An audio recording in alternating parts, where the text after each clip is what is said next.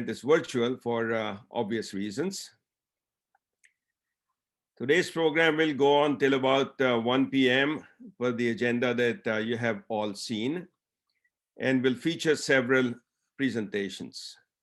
To avoid any interference, you will all be muted, Zoom muted, that is, during the program, and all videos will be turned off, with the exception being the host, the co-host, and the speakers. On the upper right-hand corner of your Zoom screen, you will see an option of gallery or the speaker view. Please choose the speaker view. You will then be able to see most of the screen with the speaker and the presentation. There is no time allocated for questions after each presentation, but we fully expect that the presentations will invoke some questions and you would like these questions answered. So please send your questions using the chat box located at the bottom of your Zoom screen and mention which speaker is the question addressed to. We will have a 30-minute Q&A session after all the presentations. During that time, I will read your questions and I will address your questions to the appropriate speaker. They will answer your questions. You should also use the chat box to bring out to our attention anything that may not be going right during the program, like if the sound is not coming through or if the video is choppy. Please use the chat box and let us know. With that, enjoy today's program, the Yatra 2021. Let's move on to the first featured presentation. Rupaji will introduce the speaker.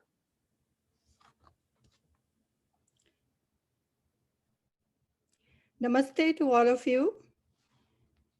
Thanks, Sabriji, for a divine invocation to Lord Ganesha, and Swatiji for a soulful vandana to bless us as we begin this special journey. I wish you all a wonderful, healthy, and a prosperous new year. Today, I am privileged and honored to have an opportunity to warmly welcome all of you on behalf of our organic mind yogis to this unique yatra of 21. Our mission is your well-being and a beautiful awakening from the distress we have suffered from this pandemic of 2020, and hope this yatra will relieve us slightly from this emotional stress. Our esteemed presenters have brought this event with a great deal of preparation, enthusiasm, passion, and practical ideas to help improve our well-being. Moving forward, I would like to introduce you to the personal side of Sabrinathan Govindan, Yogacharya and our mentor. In the past year or years, most of us have known him through his spiritual satsangs, emphasizing on yogic principles, meditational and pranayama techniques. In my 5 years of spiritual journey with him, I have seen him as a true gift to humanity, passionately involved in the well-being of all. His spiritual journey began in his childhood when he was influenced by his religiously devout parents. He says his first guru was his father, who was an ardent devotee of Swami Ayappa, an incarnation of Lord Vishnu and Shiva in Sabrimala temple. Sabriji says, the root cause of unhappiness is our compulsive desire and the staunch ego, which are the products of our uncontrolled mind. His spiritual satsangs reflect the profound knowledge of Upanishads and many traditional religious scriptures, which he imparts with his added flavor of anecdotes from ancient scriptures and Zen Buddhist stories. By profession, he is a dedicated software engineer, a project manager, constantly innovating new programs for the growth of his company. When he was growing up, he had a desire to soar high and touch the stars. So he decided to become a pilot. But destiny had other plans for him. On another note, while pursuing his degree, he also became a lyric writer and published a devotional album in Tamil. To still continue his passion of writing, he is writing a book on organic mind to be published soon.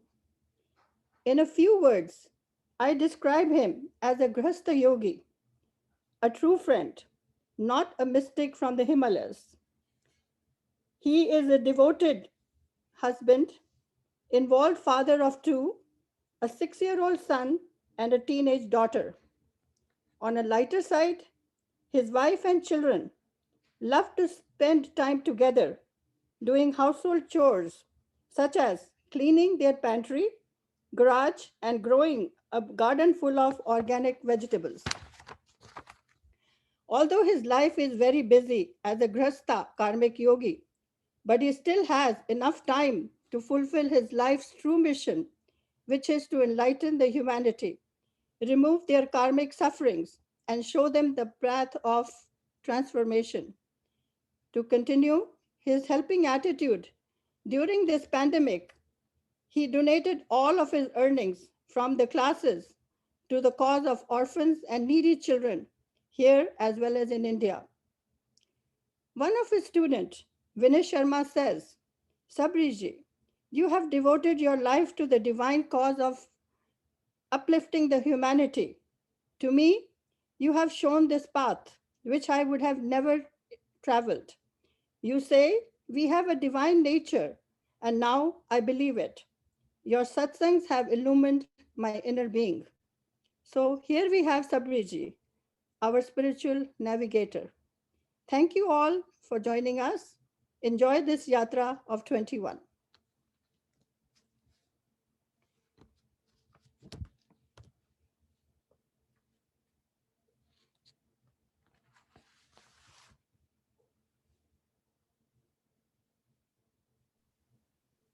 Sabriji, you're muted. Thank you, Rupaji, for your kind words. Um, Rupaji has spoken a long story about me. Thank you for taking the time and collected all those information and put it out here. First of all, I welcome you all for Yatra 2021. Really heartfelt thankfulness to all of you who accepted our invitation, come here. And thank you. And special thanks to our esteemed speakers who are here. I'm very excited to hear their knowledge and experiences and wisdom they are going to share. Dr. Sheila Patel from Chopra Center. Thank you, Ji, for coming and welcome. And Dr. Thakkar, we all know him, a yogi. Thank you, Ji, for coming here, and my heartfelt gratitude to you. And Joseph Emmett, Acharya, Director of Vedanta Institute of Houston. Thank you, Ji, for accepting without a second thought our invitation and come here to share. All three of them are here to share their knowledge, their wisdom, and their experiences. So I would like to thank all my level 3 sadhakas at this moment. Every year we are making this Yatra 2021, a Yatra program, and they are all behind this to bring this to your home. I think this pandemic situation in a way helped us to bring this to your comfortable home front. And thank you all level 3 sadhakas, especially in Yatra 2021 crew members. The team spirit is Rupa Chawla, who is the backbone of the organic mind, and the heart of the team are Anita Bajaj, Jagmohan Bajaj, Seema Arora, Manju Kundal, Rajesh Thakkar, and Neeru Jain, Naresh Sharma, and everybody, actively participated, worked many days. And to be honest with you, in none of those trial run, we had this glitches what you experienced in the morning. So we So it's always there will be a surprise for us. It's all right. And I thank every one of them who are working, for this program and put their effort. So thank you. Um, and let's start with Yatra. Yatra is an acronym for Ayurveda, yoga, individual transformation of individual self, and revival of grahasthashramam and awakening. So we coined this to bring a kind of a inspiration or a ring a bell inside you about your well-being. I'm going to share, this PowerPoint to speak with a few particular. You all see my screen? Yes, okay. So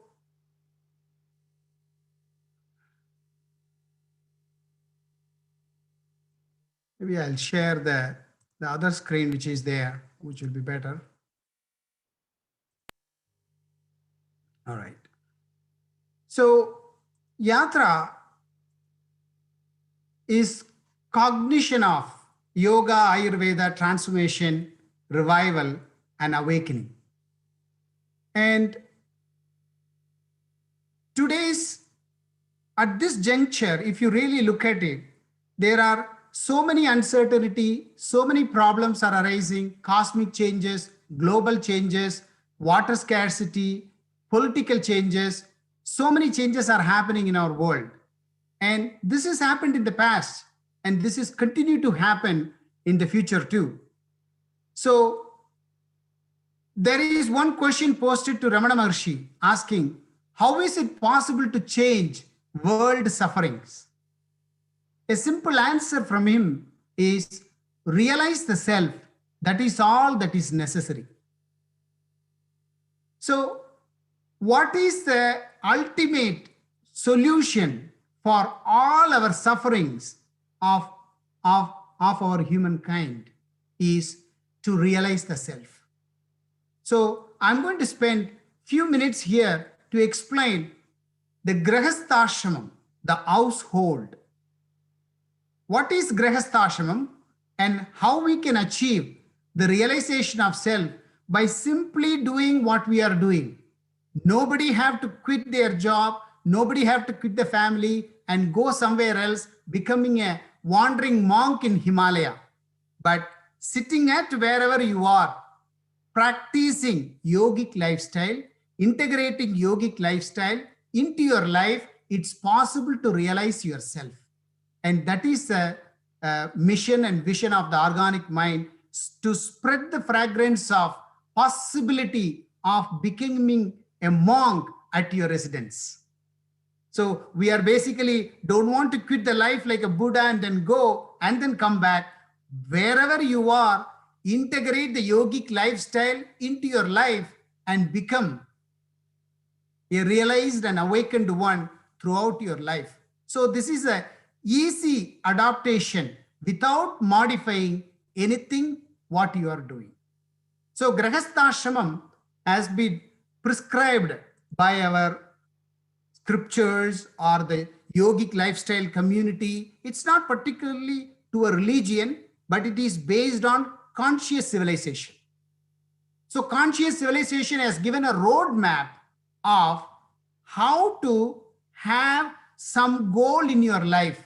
They call that as Purushartham, the four Purushartham of life.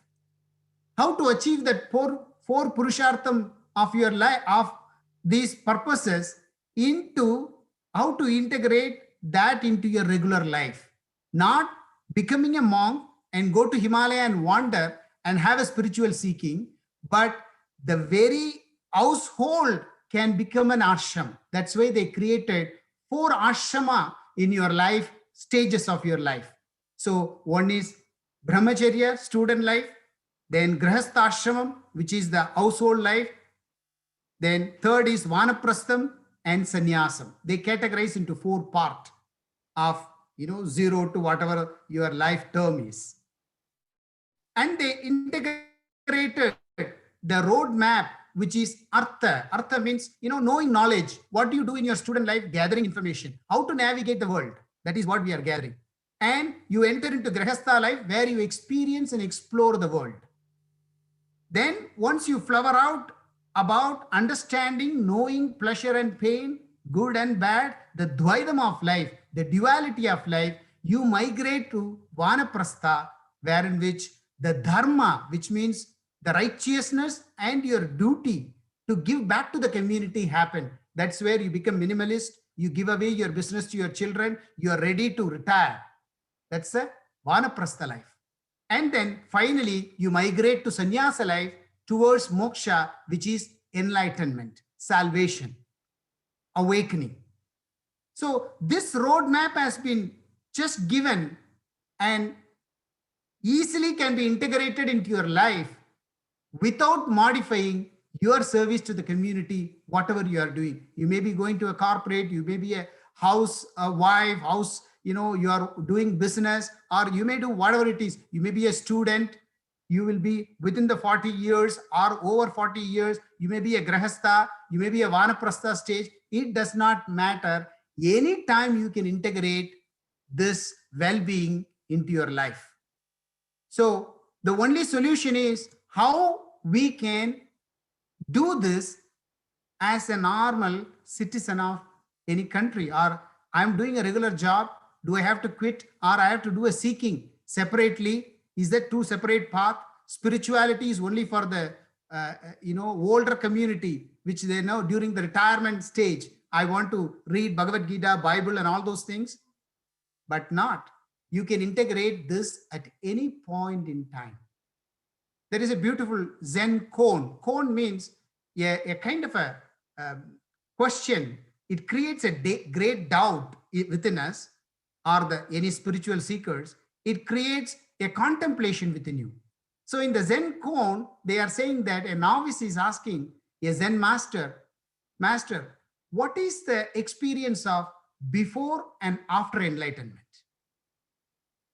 The master is telling to the disciple, before enlightenment, I used to chop wood and bring water. So in those days in ashram, the main work will be given to the ashramites is go and get water and chop wood. And the master is saying, after enlightenment, I am doing now, I chop wood and carry water. Externally, nothing happened, but there is an internal cognitive shift happened, which is the Sachidanandam, Anandam, the blissfulness the master is talking about. So you don't have to quit your social life, but all you need to do is prioritize your life at this juncture of life where there is more uncertainty, more unpredictability, more unfavorable things are happening, because we always serve to the mind, not to the being. So it's a wrong investment. Your whole investment to the mind, no matter whether you achieve big money, big position, big house, car and whatnot, the mind is not satisfied because the nature of the mind is not getting satisfied. It's a wrong master investment. Your investment to the right master, which is your beingness.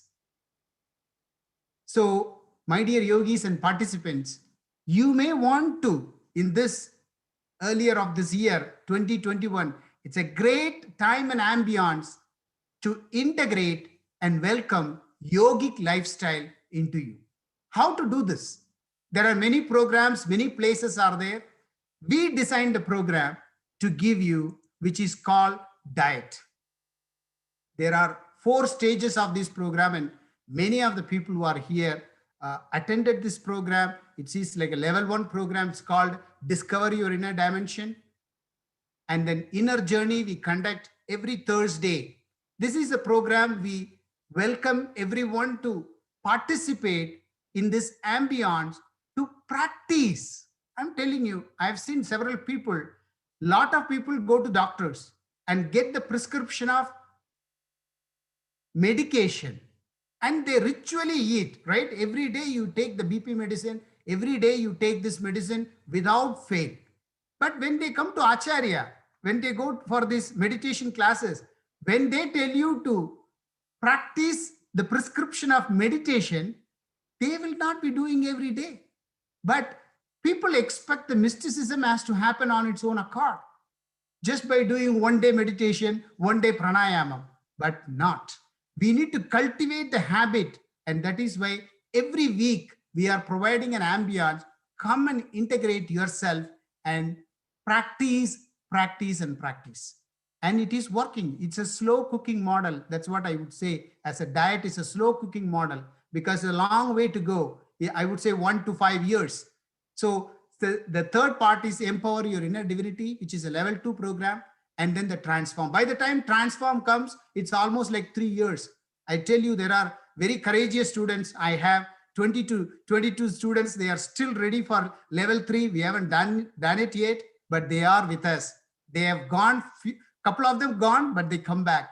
They are the people who are not first time. They are not novice. They visited several programs and they found this as some kind of a cognitive shift happening within them. There are several of them here. I don't want to name it, but I can name it actually. There are Rupa Chawla, Manju Kunda, Seema Arora, Anita Bajaj, Ruti Bharadwaj, Rupa Sharma, Naresh Sharma, Ajay Thakkar, Swami Nair, Diana, Farida, Vatsala Sharma. I think I covered all of them. So they are the courageous students of mine who are there for level 3 programs. So my humble request to all of you, this year 2021, make that priority. Make this as a priority in your life. Not to join our program, but integrate the yogic lifestyle. Shop around, find out what is the best fit for you, and welcome that into your life. And that is the only way you can awaken yourself. I'm going to tell you a story, and I'm going to stop this conversation, this lecture. This story is depicting that even a small thing happening in your life can wake you up out of this unhappiness. Because always we give, as I said, we give importance to the mind. That's how we are taught. We never taught how to unlearn. We never taught how to, break the conditions. We always created conditions and we always serve the mind. That's how the community or the society is expecting from us. So mind means, I would say, it's not your intelligence, but your conditioning, your anger, your frustration, your unfavorable, your unfulfillment. All these things put together is called mind. So let go the mind is like a liberation. But if you are not sincere seeker, this is not possible. There is no mysticism in this. I cannot give you a pill to enlighten you. All I can give you a signpost and a kind of a pointers wherein which you yourself practice and enlighten. So here is a story. There was a king who lived very peacefully, and big kingdom is ruling. One day he had a dream. He dreamt about his kingdom collapsed. He became poor. The entire kingdom got bad and poverty, and he was begging for food. He is walking many days without a food. Finally he reached a place where they are serving food. He went and stayed in a queue. He is about to get his food, but the food got over. Then he was requesting the guys to give at least one scoop of food because he didn't have for many days. Finally, they gave one scoop of food. He's about to eat, but an eagle came and snatched the food, or tried to snatch the food. The food fell down. He fell down, and he's trying to reach to that food. Out of desperation, in his dream, he woke up. He was all sweated. He was sweated heavily and panting also, because the reality and the dream got mixed together for him. A small dream, but he went so sincere and he was questioning whether the dream is reality or as a king, this is reality. So he started asking question, is this real or that real? And this question created a big doubt in him. And he started asking everyone, is this real or that is real? Whether the dream is real or this is real. The word spread around, the rumors spread that the king became lunatic. Now the guru came and talked to the king. King explained everything to the guru, and the guru heard everything. And he finally answered the king, telling him that both of them are not real. This one answer enlightened the king. Maybe a trivial dream, but it can wake you up. As I said before, the ambience is there as a grahastha-ashrama. Wherever, whatever job you are doing, the chores you are doing, paying your bill, going to work, every places there is an opportunity to wake up. All you have to put your priority in this dimension of life where you never traveled before. So, my dear yogis and participants, I invite you for inner journey and welcome you one more time to Yatra 2021. Thank you so much. Thank you, Sabriji, for setting the stage for today's program and for energizing us. I am for sure energized.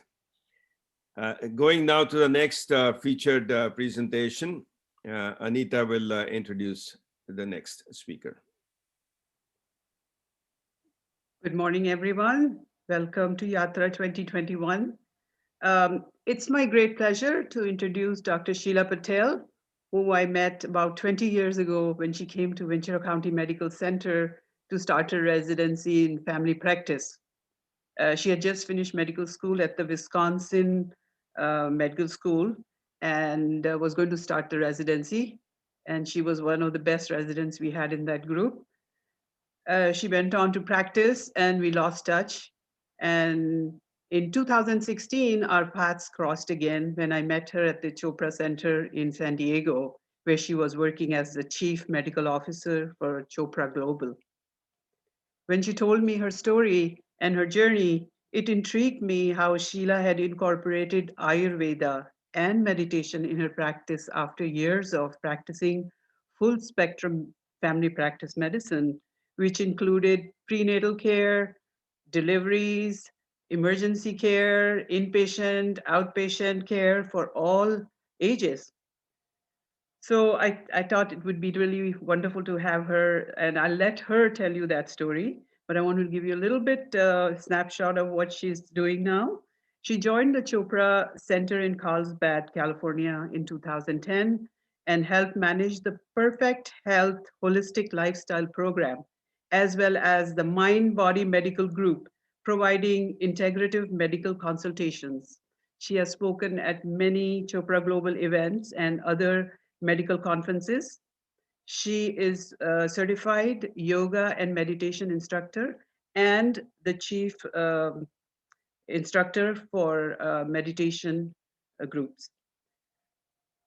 She currently maintains a family practice in Southern California and is also at the University of San Diego School of Medicine in the Department of Family Medicine and Public Health.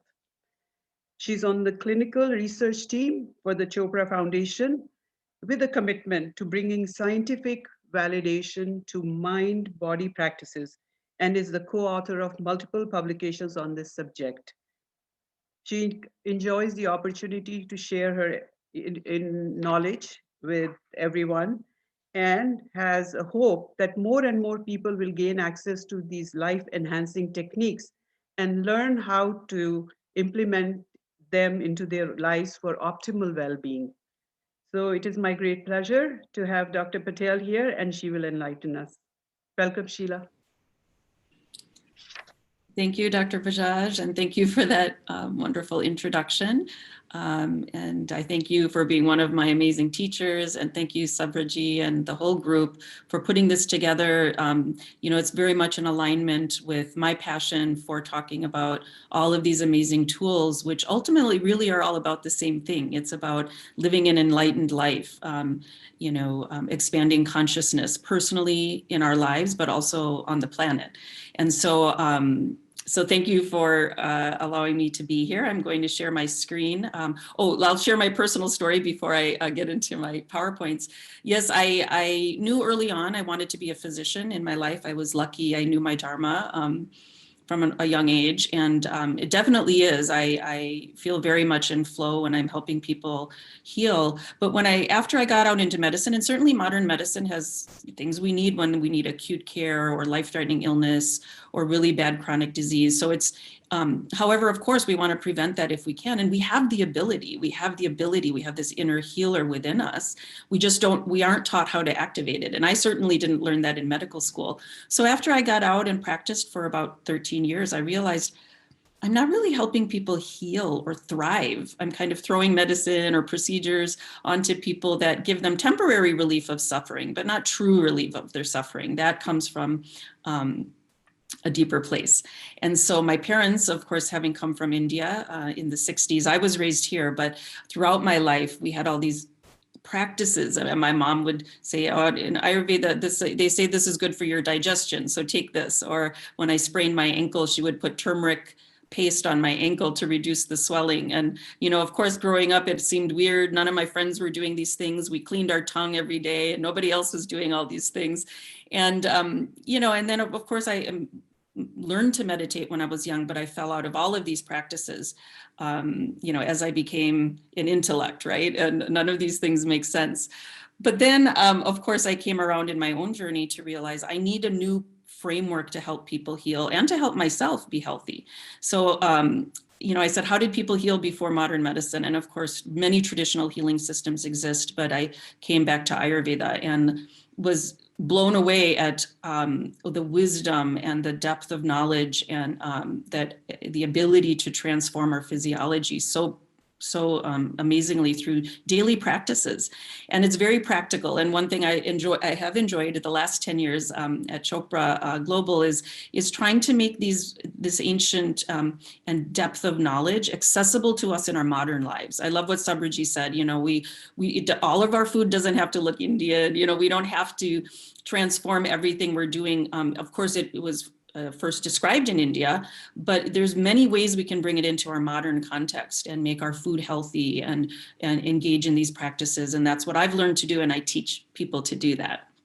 So I'm sharing some slides with you, and I will say that it's always hard. I have, you know, a short time with you all to share Ayurveda, and I'm so passionate about it that it's a lot of information. And I would say my goal is that it will inspire you to learn more about Ayurveda. And I'll give you some practical tools of what an Ayurvedic lifestyle will look like toward the end of the presentation. But I find when I work with patients that understanding why I'm telling them to do these things is half the battle. If they understand, oh, I see why you're telling me to do this, they're more likely to do it. And as Sabraji said, you have to be engaged in your health, right? And Ayurveda is about optimizing our well-being. And so, sorry, here we go. You know, it's very in alignment with yoga, meditation, Ayurveda. We teach these are the 3 pillars of well-being. So in my training, I learned, I did yoga training, meditation, and yoga, Ayurvedic certification, because they all complement each other and give us, Ayurveda gives us the daily practical tools of how to create well-being through our mind and body system. And then, of course, the meditation and yoga as our spiritual practices.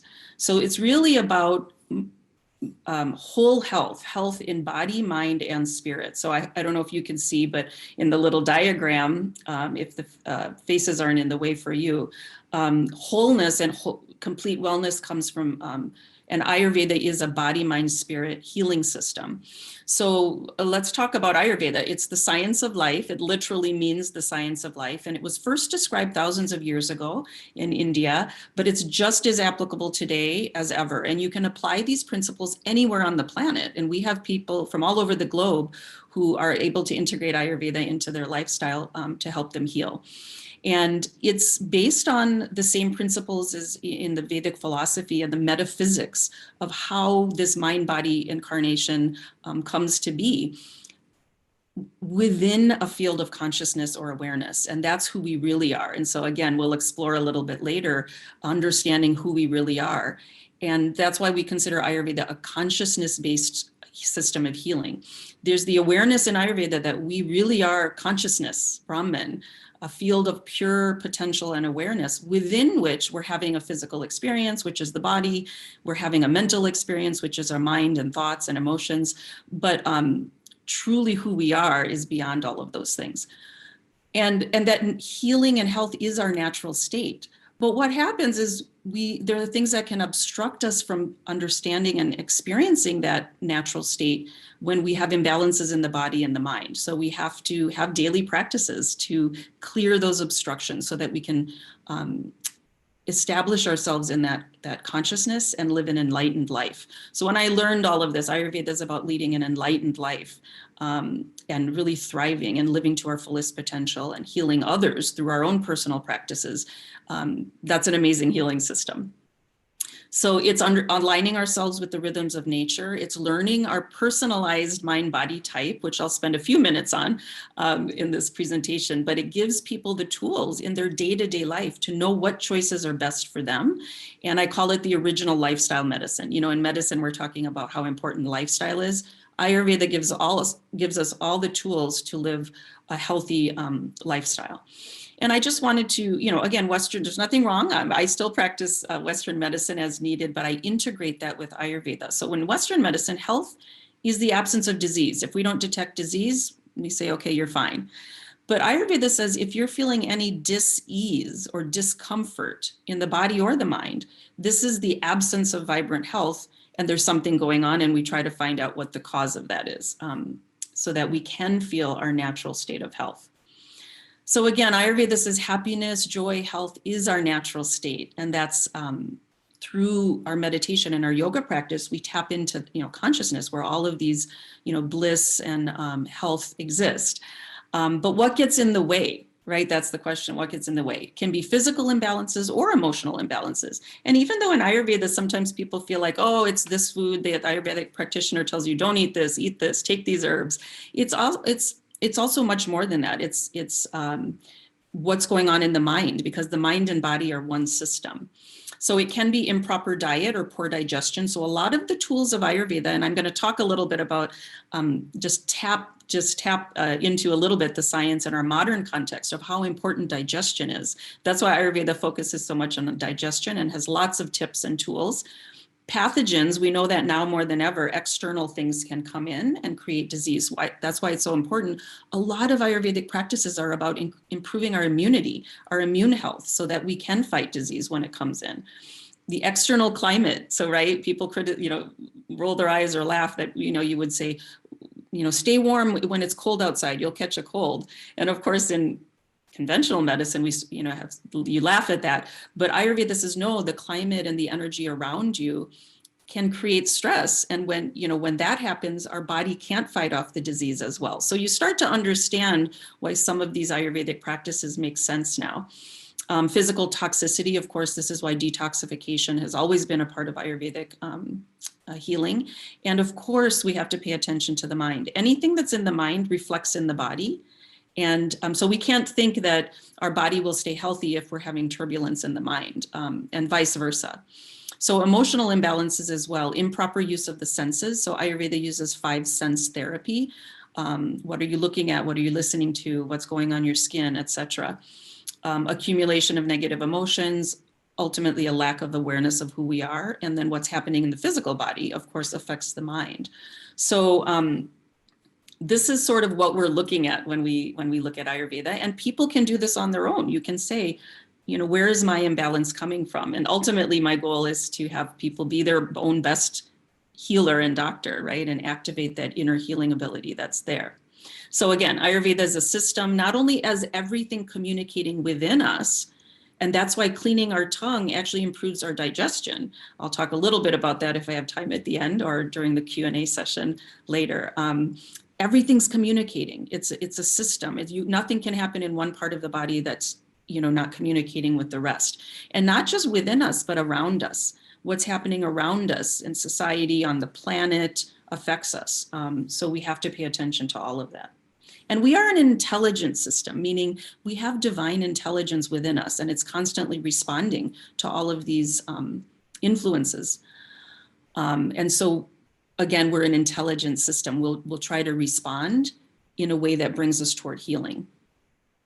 So there's many different ways to present Ayurveda, but I think it makes sense when we talk about all the different tools to think about these three bodies: body, mind, spirit. So there are three bodies as it's described. There's the physical body. You can think of that as the gross body. There's the subtle body, or the mind, the mental body. And then there's the spiritual body, or the causal body. So I'll talk a little bit about this. So we have to have tools in all of those areas. And we have to keep all of these different layers, or koshas. You may be familiar with this. These are the sheaths or layers of our experience in our lives that are covering up our essential nature, the true self.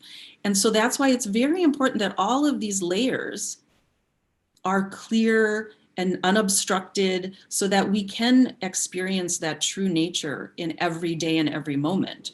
So Annamaya Kosha is, again, the most physical part of our body. It's the layer made of food. And that's why so many parts of Ayurveda relate to food. We have to keep that part of our body, the physical, the material body, healthy. And in fact, Buddha said, take care of your body. It's your vehicle for enlightenment. And so we may be striving for enlightenment, but if our body's very out of balance, it's like having a car that keeps breaking down and you're trying to get to a certain place.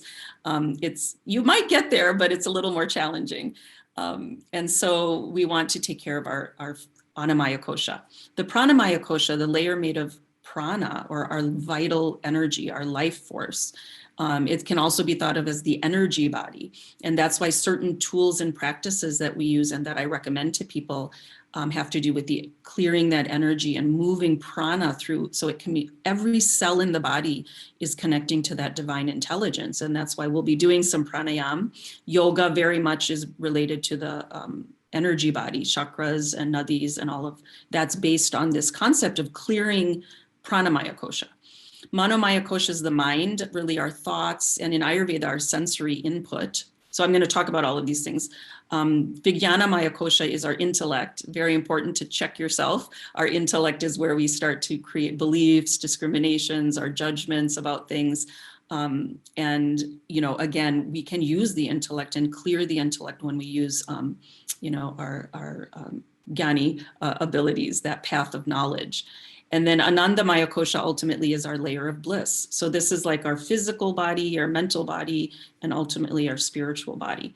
And the reason I bring this up is, again, it's very tied into the Vedic philosophy. And this is why Ayurveda has so many tools.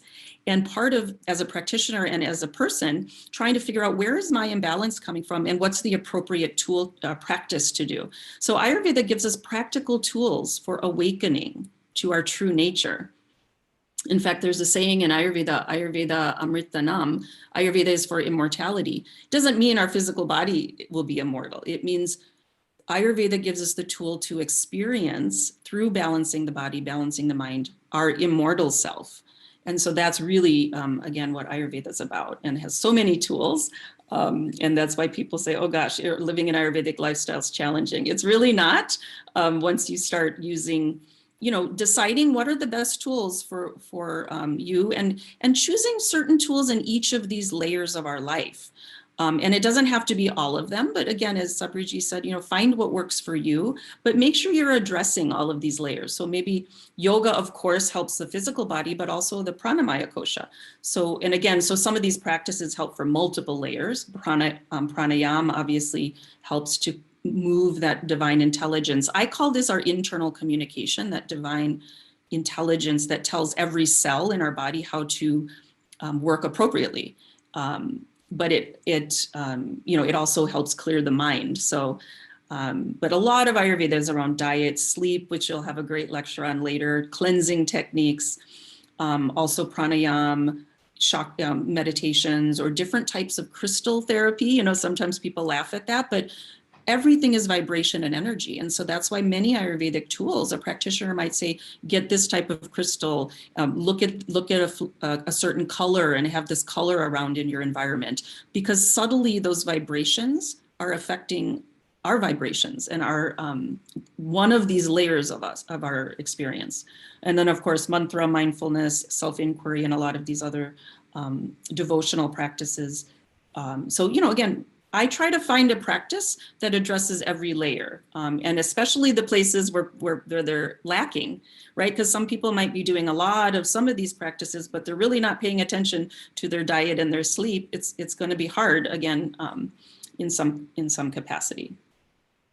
So let's talk about the physical body. Stula Sharira is another term for that. And the Annamaya Kosha, this is the layer made of food. In Ayurveda, food is our medicine. And when we eat properly, then we are creating healthy tissues. However, even more important, before you even think about what you're putting into your mouth, like some people say, I eat healthy, but is your digestive fire strong? Agni is a term that's very important in Ayurveda, not just for food, but for digesting all of our experiences that come in.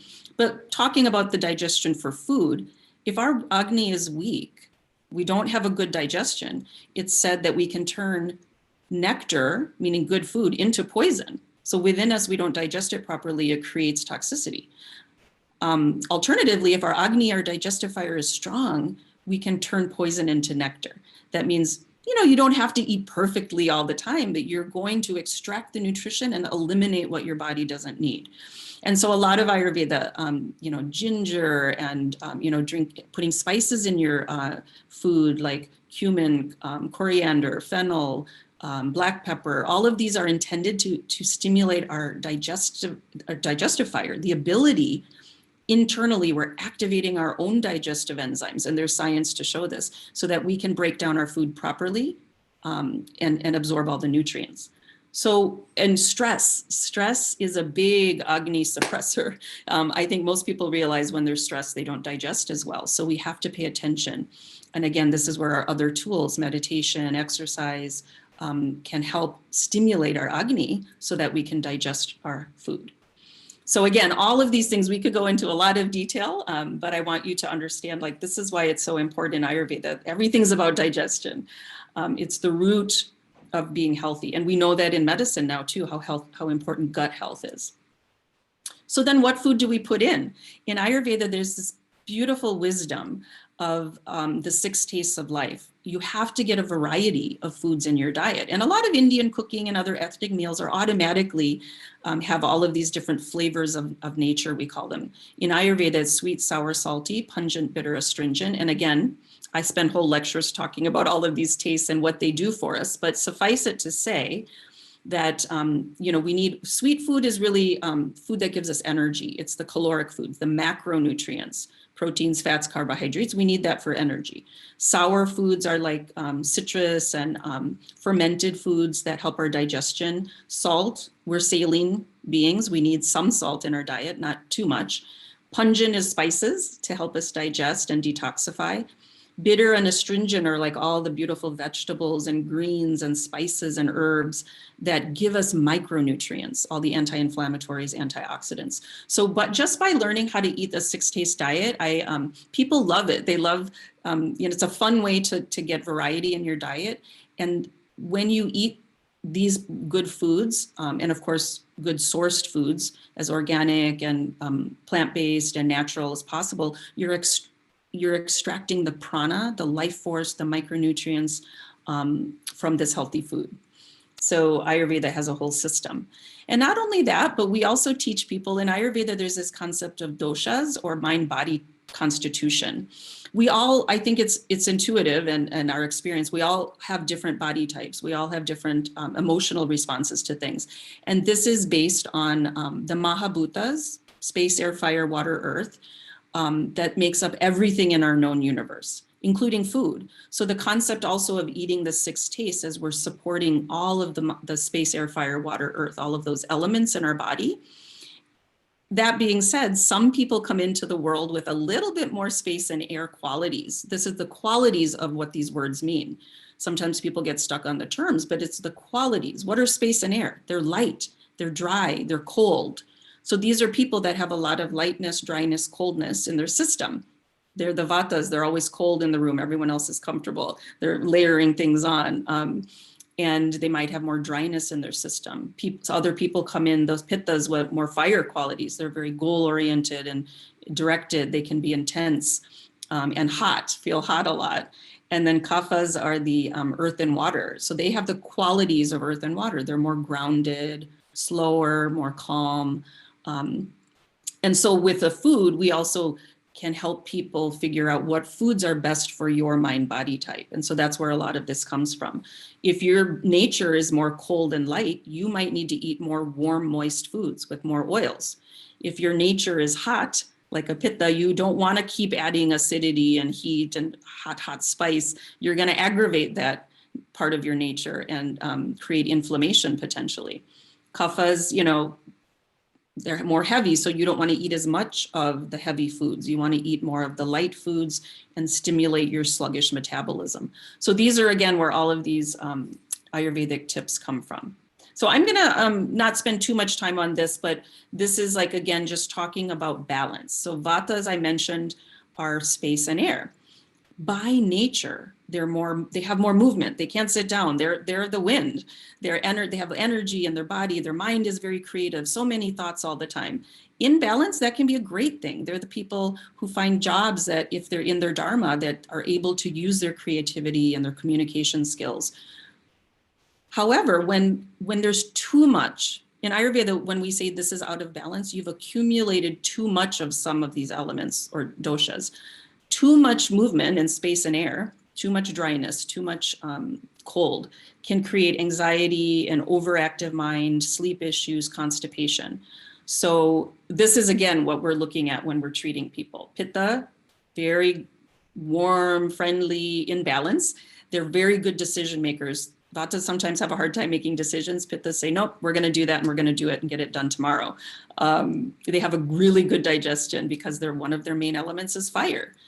But when there's too much fire, again, maybe it's the middle of the summer, maybe you're eating too many spicy foods, maybe you're working too much or overdoing something, you can get angry, irritable, judgmental. In the body, rashes, inflammation, acidity, ulcers. So again, in Ayurveda, we can predict what condition you're going to have based on what's getting out of balance. Kaphas are the earth and water, steady, loyal. They're your most loyal friend, employee. They're very calm and nurturing. But out of balance, too much inactivity, too many heavy foods, maybe in the winter time when it's heavy and dull outside and rainy. Kaphas feel dull and inert, don't want to move. Maybe it's easier for kaphas to gain weight. So again, these are why all of these Ayurvedic recommendations might be different. So we treat the person, not necessarily the condition. So another very important part of Ayurveda is aligning with nature's rhythms. We are part of nature. And so we have rhythms just like nature does. So we have to rest, get good sleep, and also be active. So, and then harmonizing with nature. We have daily cycles, we have seasonal cycles, monthly cycles, and then of course, you know, this is why a lot of the rituals and practices around the full moon, the new moon, it's to help keep us balanced because of the influences of these, the external environment. And then of course, Jyotish and Vedic astrology is based on the celestial rhythms that influence us, especially at the time we're born. Now, again, there's a lot of science behind, and Ayurveda, it correlates beautifully to what's happening in our body, the way Ayurveda describes it, just in different words. So again, I'm not going to go into too much detail here, but when we align, you know, when we're doing our tasks, eating a light dinner, you know, being asleep during the right times, waking up early, eating our biggest meal at noon, we're actually doing what's in alignment with what our body wants to be doing at those times. So we're healthier. We don't create toxicity. And so what that's called is our daily routine. Sorry, I have to put all them up at the same time. Our dinacharya. How can you align your daily routine? And sometimes it's, again, just little things you do in your day that can create tremendous transformation and healing. So again, this is something we talk about, waking up early, doing a little bit of movement in the morning when kapha is high. I know when I do that, my digestion for the whole rest of the day is improved.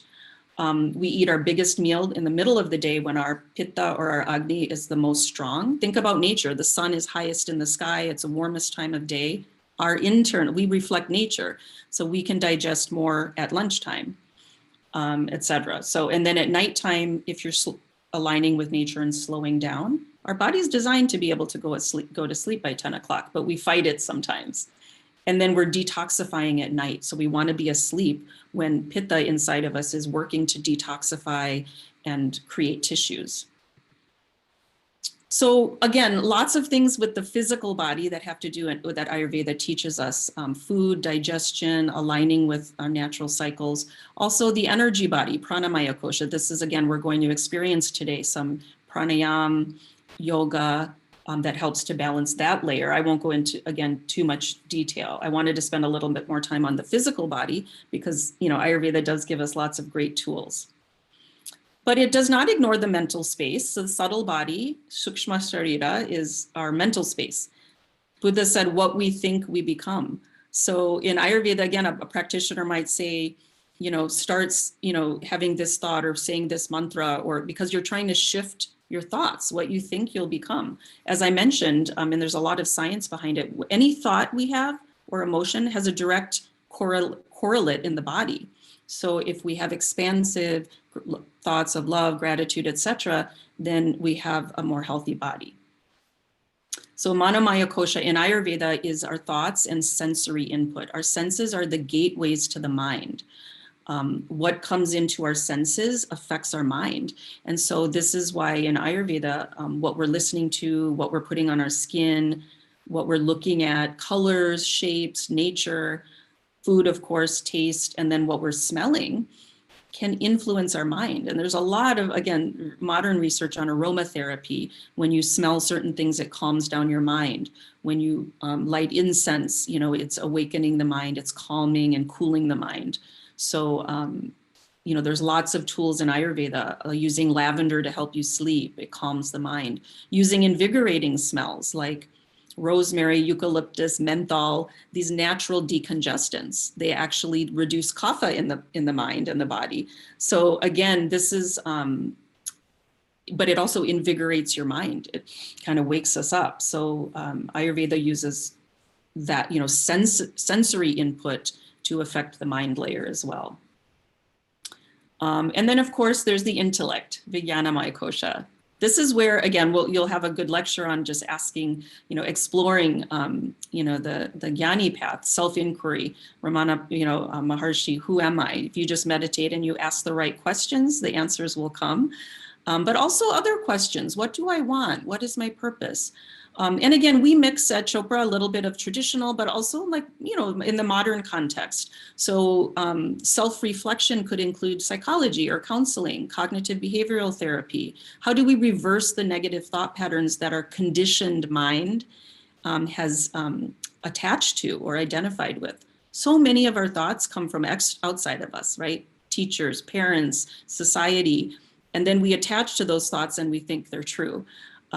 Or some experience that you get mad at somebody and you hold on to resentment for 10 years. That's going to reflect in your body, believe me. So we talk a lot about journaling, and there's lots of science on journaling, to release emotions, to learn how to witness your day without judging, to increase gratitude in your life. Just write down 10 things every day that you're grateful for, and it will shift your physiology. And affirmations, I'm a big believer in affirmations. You know, having little notes around or writing down, you know, I am the universe, or I have a healthy body, I can heal myself, things like that. And then of course, spiritual study. And then this is the Anandamaya Kosha, which you'll go into, the Bhakti path, Karma Yogi, Raja, our practices, which give us the direct experience of consciousness. and that awakens our health. So again, I'm in the interest of time, I'll go run quickly through these things, but I want to give you a context that this is modern medicine is now really starting to validate these principles in Ayurveda. Our gut health is very important for our immune system and our brain health. So when Ayurvedic tips say, drink ginger tea or take triphala, these herbs, it's actually balancing the gut so our whole body can work better. Eating with nature, there's lots of studies on the healthy bacteria in our gut even have genes that cycle through the different times of year. And so when they want to digest the food that's local and seasonal. So when we support the gut with that, it's healthier. These were some studies. Again, I've participated in a lot of the studies we've done at the Center on Ayurvedic retreats and meditation retreats on how it changes our gene expression. So we're starting to learn this field of epigenetics, that our lifestyle actually can change our body and our mind by changing what genes are activated and which ones are turned down. So when we do all of these practices, we're activating the genes that create health, suppressing the genes that create inflammation and disease, and we're actually reversing aging. So there's science on all of these things. Sleep, I won't go into because you're going to get a good lecture on that.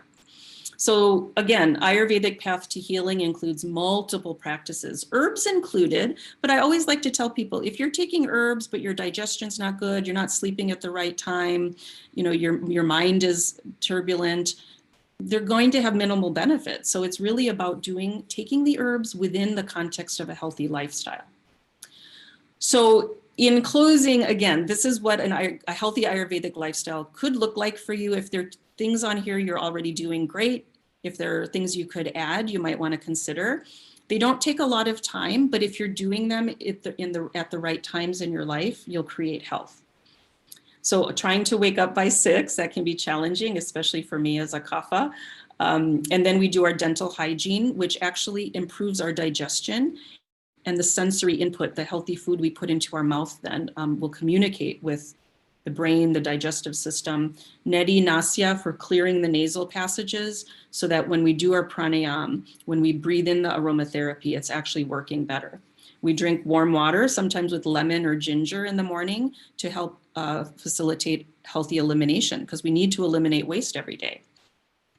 So drinking, a lot of people, I just tell them drink a warm glass of water with lemon and ginger in the morning, and it helps their constipation tremendously. Doing oil massage, oil is very good on the skin. And then, meditation, of course, pranayam, and then we do our morning activity. Lunch, largest meal of the day, as I mentioned, maybe doing a little walk after you eat, and a pranayam or meditation in the late afternoon to kind of turn off that whole day of activity. A light dinner, because our digestion's starting to decrease. And then maybe a little bit of gentle exercise in the evening, and then getting ourselves ready for sleep. So this isn't the time, you'll hear about sleep, the time to do active, activity. We know how to sleep, nature knows how to sleep. These are my kids here sleeping. We just have to support the body.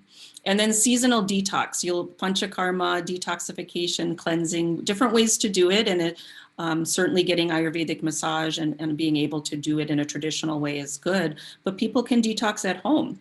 Just simple fasting, eating really light foods, taking some triphala during that week. You take 7 days or 5 days, you take oils like ghee, castor oil, there's many ways to do it. You can find different protocols that suit you. You put oil on your body, self-abhyanga, drinking tea, sweating so that you're releasing toxins, getting good sleep, meditating, etc., spending time in nature. In Ayurveda, it's recommended to do that seasonally, like at the change of seasons, but anytime when there's stress, we need to reboot our system. And this is one of our Perfect Health program was an Ayurvedic immersion where we would have people do all of those things. And it's really tremendous when we remove the things that are interfering with our natural healing ability. We clear all these sheets, we bring in nourishment, then we start to experience that consciousness. That's our personal, and then that will create social expansion of consciousness and global consciousness. So sometimes I tell people, think about your daily practices as a way of improving the entire world, because when we can expand our consciousness, it really just affects everyone around us, and we're part of the whole. So our personal practices are very important. So I'll leave you with that. I know that was a lot of information, but again, it's really a vast body of knowledge. So hopefully you can be inspired to say, oh yeah, Ayurvedic lifestyle, I need to learn more about that and incorporate that into my life. And really, I've found no better foundation for health and healing and enlightenment as far as a lifestyle than Ayurveda. So I'll be happy to answer questions at the end when we do our Q&A. And thank you very much for inviting me to be here. I'll stop sharing here. Okay. Thank you so much. Sorry if I went over time. No worries. Thank you so much for an inspiring presentation covering the subject of Ayurveda, which is very much on the minds of a lot of people, certainly mine. Makes a lot of sense. I bet there are going to be a lot of questions. We'll have to wait until the end for the Q&A session. So thank you so much. So let's now enjoy a bhajan from Swati Kanaglekar. Everyone knows Swati. She's been a resident of Conejo Valley for a long time. She loves music, all kinds of music, and has been a big supporter of various community events, IFA being one of them. You may have seen her there at the yearly event that we have. Swati says she is honored to be a part of this Yatra event. So here is Swati.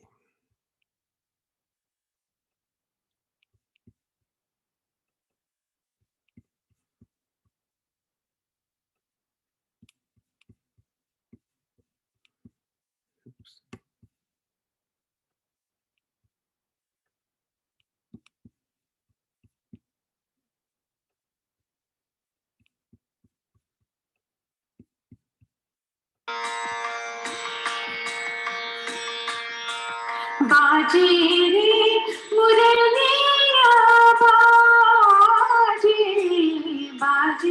रे मुरलिया बाजे अधर धरे मोहन मुरली पर अधर धरे मोहन मुरली पर होठ पे माया विराजे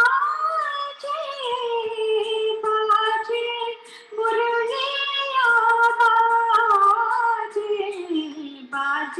रे मुरलिया बाजे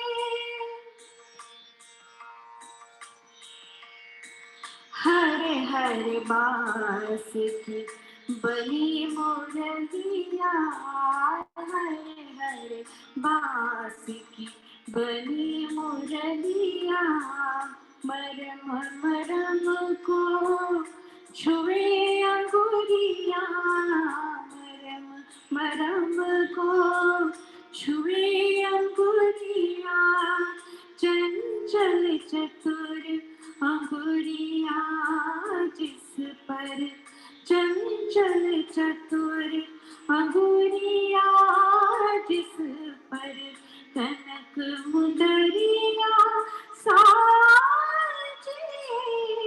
बाजे मुरलिया बाजे बाजे रे मुरलिया बाजे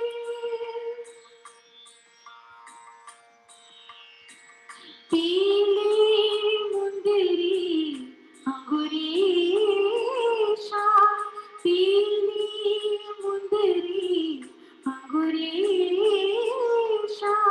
मुंदरी पर राधा का नाम मुंदरी पर राधा का नाम आकर देखे सुने मधुर स्वर आकर देखे सुने मधुर स्वर राधा गोरी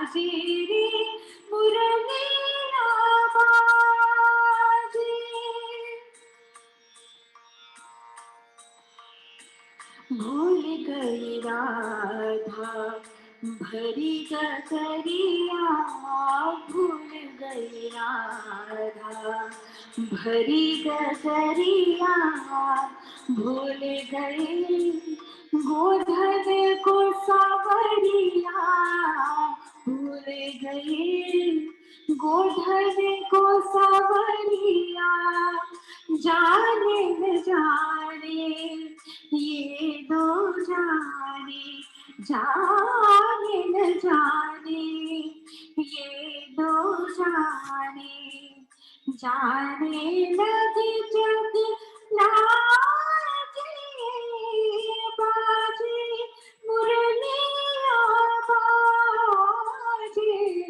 बाजे रे मुरलिया बाजे मुरली मुरलिया बाजे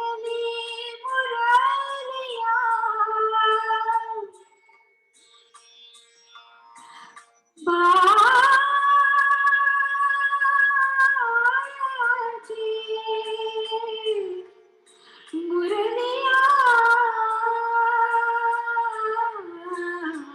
बाजे बाजे रे मुरलिया बाजे मुरलिया बाजे मुरलिया बाजे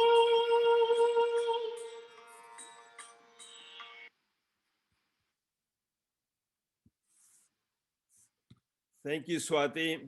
You have such a beautiful voice. Always a pleasure. Just get out of your chair, and if you cannot get out of the chair for some reason, at least move your hands and then that, and that'll give you some kind of relaxation before we get into one more lecture, which is another great topic which you all going to love it. And we have another practical session of pranayama and meditation, and we want to cover before we may run out of time. Maybe one hour, maybe 15 minutes it may take. Please be patient. I'm going to share and start the video.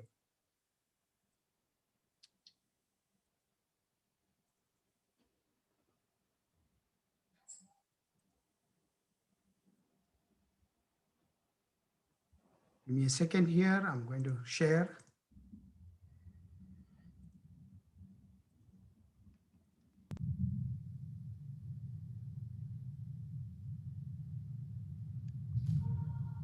Let's move. Welcome you all to Yoga Moments. Before we start, I would like to share with you 4 easy steps to welcome well-being to our doorsteps. The first one is movements to your body. Bring some sort of movements every day to your body, either walking, running, doing some yogasanas, whatever it fit you. Second one is stillness to your mind.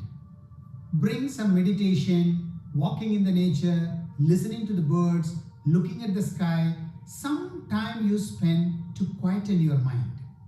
The third one is sleep in the dark room possible. The fourth one is stand under the sun at least for 24 minutes on a daily basis. Do this 4 simple steps to enhance your immunity system and welcome well-being to your doorsteps. Let's start movements. We are going to do some yoga movements. Yoga means unison of your body and mind. So let's integrate our awareness and consciousness while we are doing some movements. We are going to practice that and do some simple movements now. Bring your awareness and consciousness to your palm. Just focus on your palms. Bring awareness and consciousness. Listen to your breath.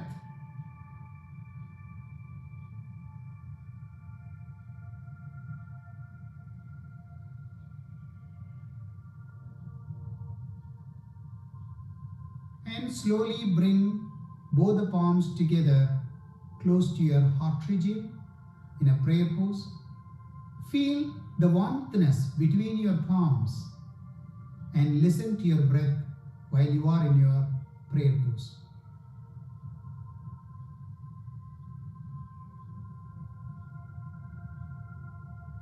With this attitude of gratitude, let's move our body. Let's start with the simple movements. Swing your arm forward, gently, nicely.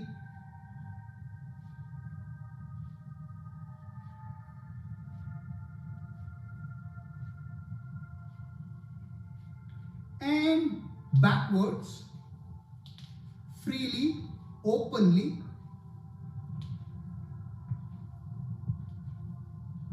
If possible, one forward and one backward.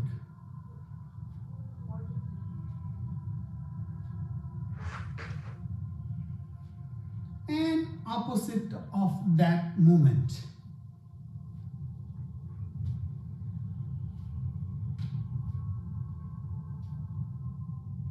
Once you are done, let's swing our arms sideways, casually. You can bend your knees while you are swinging your arms sideways and look at your back of your backside, so that it will be convenient to swing sideways.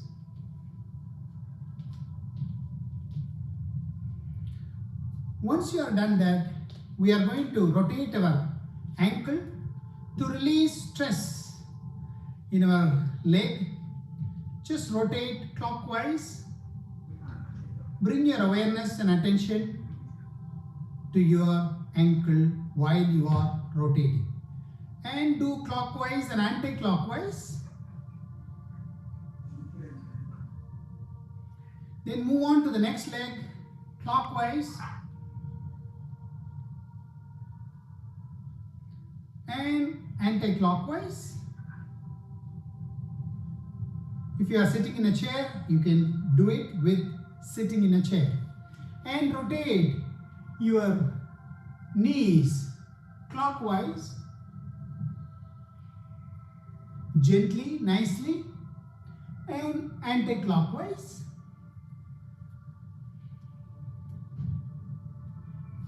Once you are done, let's move on rotating our hip clockwise direction,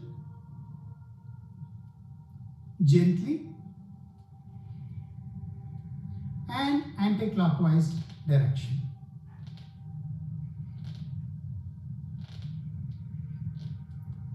We brought some warmthness to our entire body.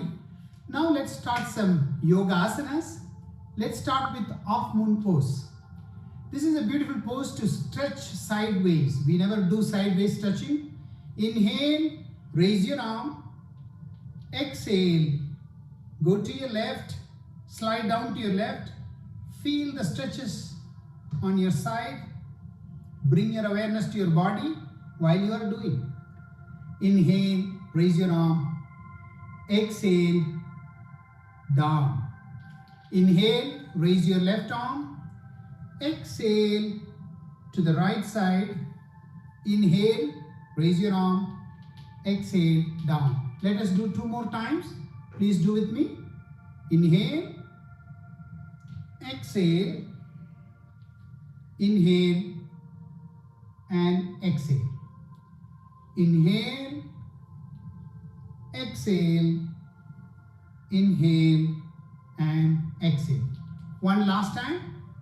Inhale, exhale, inhale, and exhale. Inhale, exhale, go down, inhale, up, exhale, down. Once you have done that, let's now move on to Trikonasana. Just, your feet apart like this, as apart as possible, but don't lose your balance.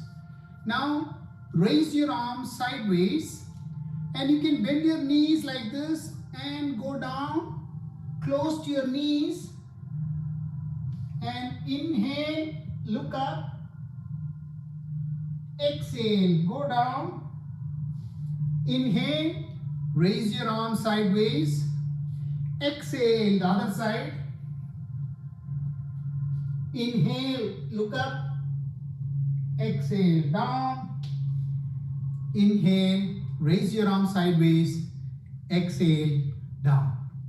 Let's do it 2 more count. Please do it along with me. Inhale,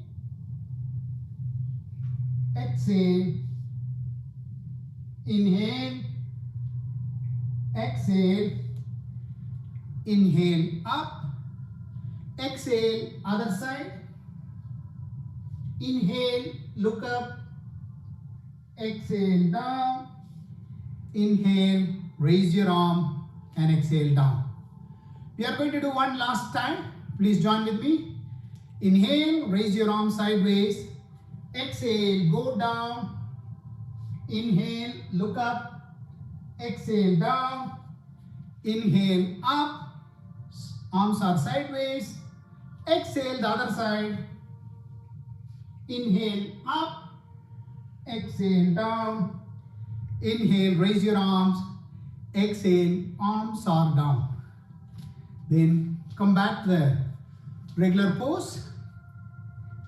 Let us do one more movements before we stop these yoga movements. We are going to do warrior pose. Warrior pose is give you a good stretch to your hip and to your back. Please bring your right foot forward like this. Raise your arm. Inhale. Exhale, bend your knees like this, go down as much as possible and close to your knees, your head close to your knees, palms are on the ground. Inhale, warrior pose, Virabhadrasana, and exhale, down. One more time, inhale, raise your arm.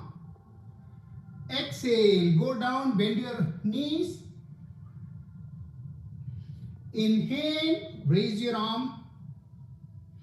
Exhale, arms are down. Now we are going to shift our leg. Now left leg forward, right leg backward.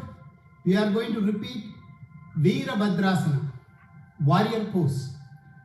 Inhale, exhale, go down. Inhale, raise your arms. Exhale, arms are down and you stand up. One more time. Inhale. Exhale, go down. Inhale, raise your arms. Exhale, arms are down. Come back to the normal pose. I thought of showing you one more pose before we end up this yoga movements. This is bird in flight movement. This is good for, we are going to do a squat and then swing our arms sideways so that it will give you more energy will be generated both to your arms, body, the full body in workout. So stand apart, your feet are apart. Now same size of length of your shoulder. Now let us do bird in flight movement. Inhale, raise your arm. Exhale, go down. Inhale, like a bird in flight. Swing your arms like this. Do 10 times, or how much it is possible for you. If you are sitting on a chair, just do the arms alone, if you cannot go down.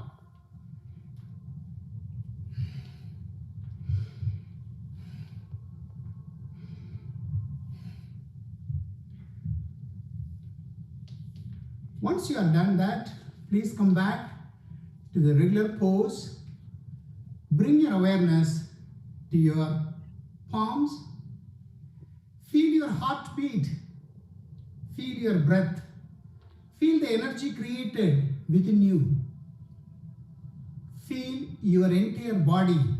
At the same time, bring your awareness to your palm.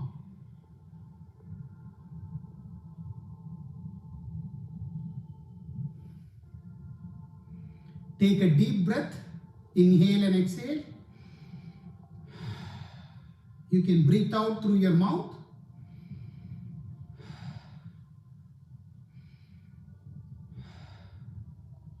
With that, slowly bring back to your prayer pose.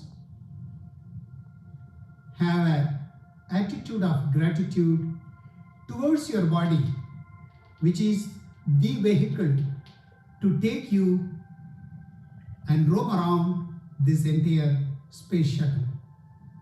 And thank you for joining me. I will see you again. Thank you, Sabriji, for that 15 minutes of energy booster. I was actually following you step by step and feel a lot better. So thank you. With that, let's proceed to the next featured presentation of today. Seema will introduce the next speaker. It is my privilege and honor to introduce our next speaker, Dr. Usha Kant Thakkar. He is a very successful physician, humanitarian, and a family man, all of which speak volumes about his core spiritual strength. As a physician, he's an astute kidney specialist and a business executive, serving as the CEO of the healthcare management company, Kidney Center, Inc. He was also awarded the Spirit Award from the National Kidney Foundation and was a teacher and researcher in early 1980s as a faculty member at UCLA. As a humanitarian and philanthropist, he supports several charities in the US and India. He was the chairman of Dharma Civilization Foundation for the last 6 years. The goal of this organization is to familiarize and formalize the study of Dharma by creating an academic and intellectual infrastructure for the systemic study of Dharma in formal academic settings here in the US. And as a family man, along with his wife Irma, also a very successful nephrologist, the two of them have helped many friends and family in settling down in in US. And I've had the privilege of getting to know some of Dr. Thakkar's extended family over the years. They have utmost respect for Dr. Thakkar and his wife. They cannot stop talking about the love and support this couple has always provided. It is a clear testimonial to their magnanimous, loving attitude for their friends and family and society at large, as they spend a lot of time inviting Sadhguruji and all these kind of get together. Even the first Yatra was facilitated in their home, and they graciously offered to do that. So with that, and now Dr.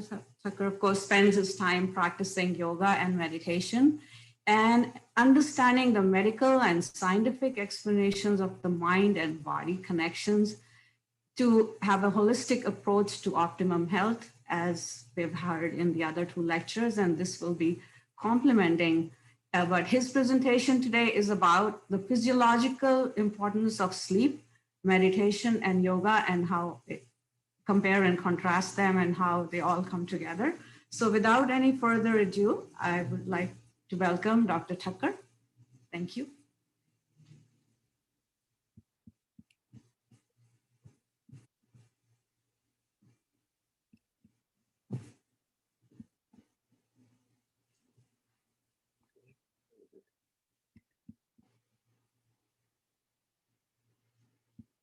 Good morning and namaste.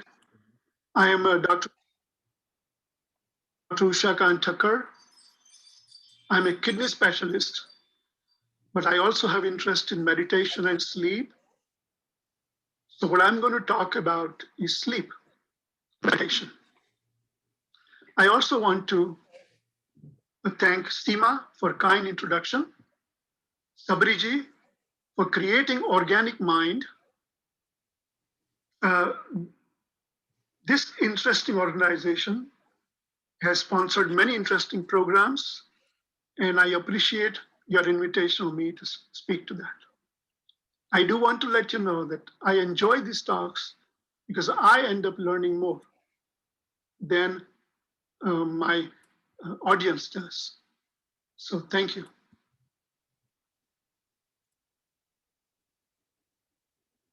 So if sleep is so good, do I still need to meditate? Would be your natural question. And my answer is yes. Meditation does things that sleep doesn't, and vice versa.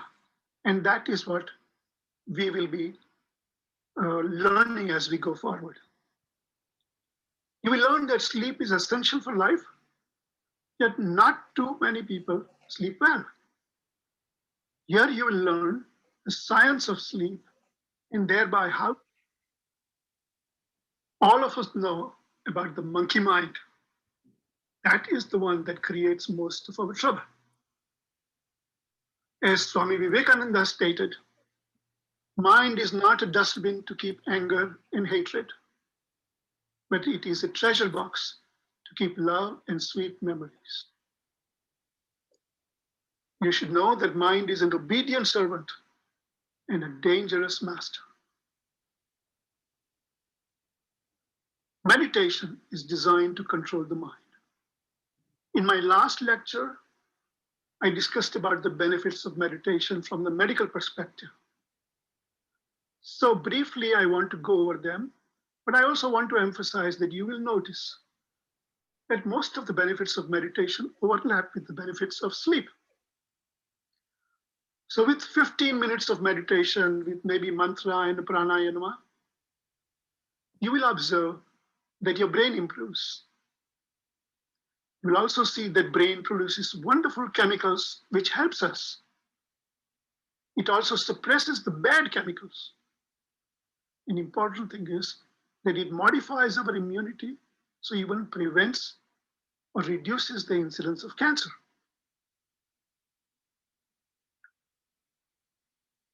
The interesting part is that we have been given a lot of sleep.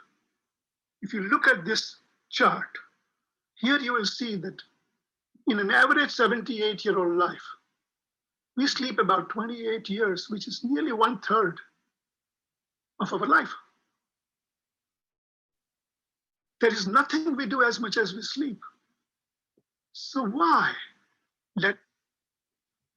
So have you ever wondered why we need so much sleep? You know, sleep is given by nature, and we have seen nature always does the best. So as we study further, you will see what sleep was. So let me start off by talking about health. There are 4 pillars of health. Sleep being the most important. Second is nutrition, then exercise, and grace. Let me explain what I mean by grace. Grace is our karmic load. Sometimes with the best of the life we may have, we are born with a disease that we have no control over, a disability that wrecks our life, and there was nothing we did to cause it. We are not going to talk about it. My focus is going to be on sleep. Since sleep happens in brain, we will talk about it. So in this slide, you see the most important organ of the body. That is where sleep happens. This is brain. This is a 3-pound fatty computer, an organic computer. The entire body is designed to keep it well nourished, well protected, with a controlled temperature. So it is the most important organ. And we need to keep that in mind going forward.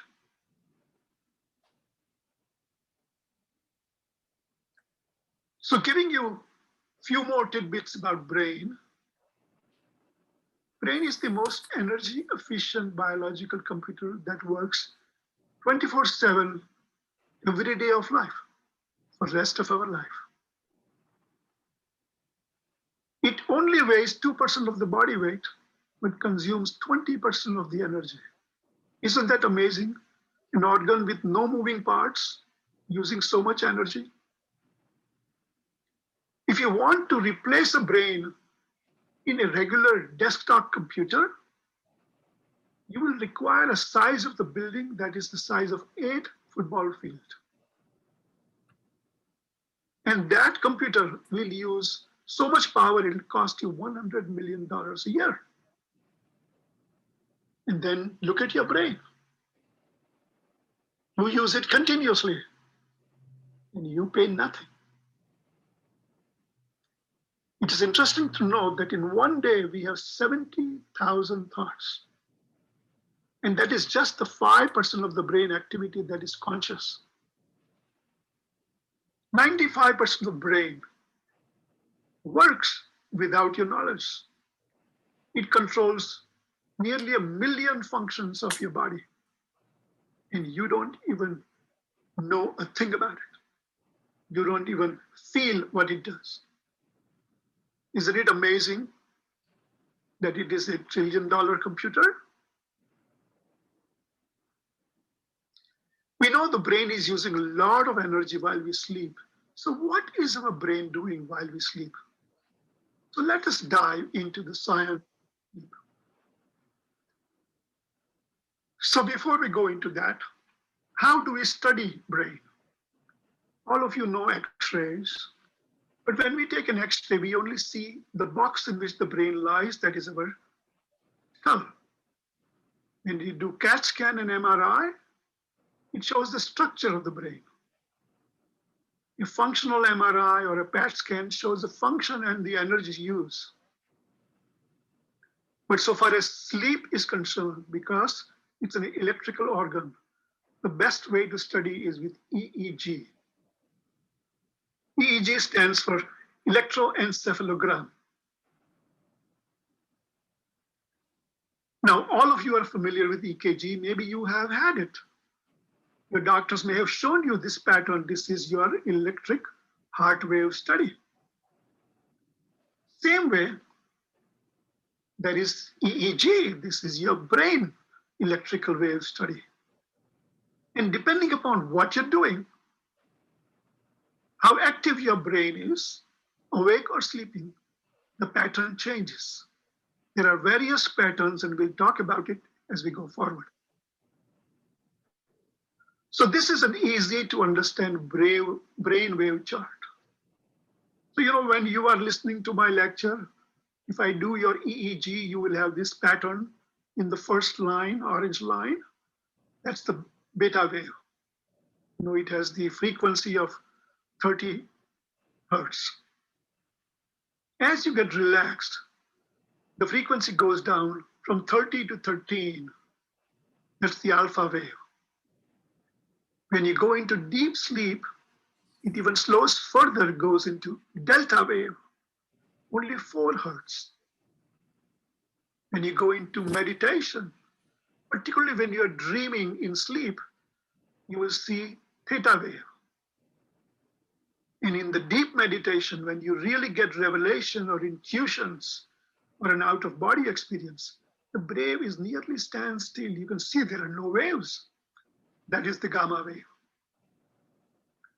Please note that gamma wave does not happen in sleep. It only happens during meditation.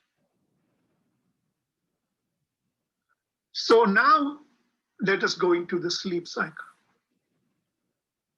It's a somewhat complex graph, but I'll make it easy for you to understand. In the horizontal axis, you see the hours. So 1 to 7 hours and 8 hours. That's our general night of sleep. In the vertical axis, you see the depth of sleep. You're awake, then you go into a mild sleep, stage 1 to stage 2 to 3 and 4. At the level 4, you are in the deepest sleep. Now, people take about 10 to 30 minutes to fall asleep. So the first downward slope is called sleep latency. And most people fall asleep in 30 minutes. Some lucky folks fall asleep right away. Then the deep sleep, which is the most useful sleep, with the maximum benefit, lasts for about 40 minutes. And then you come out again. And then you come to stage 1 where you see the red line. This is when you start to dream. But you will notice the red line is very small. It's about 5 minutes. So now throughout the sleep phases, you will notice that there are 5 dips. These are the sleep cycles. And each cycle is 90 minutes. In the beginning, the dreaming cycle is only 5 minutes. But as the time passes, the dreaming cycle increases. So now let me introduce some technical terms. Don't be frightened. The black line, let me start this way. The red line is called the rapid eye movement sleep. So when you see a person sleeping, and if their eyes are moving as if they are watching a scene out of a train, they are actually dreaming.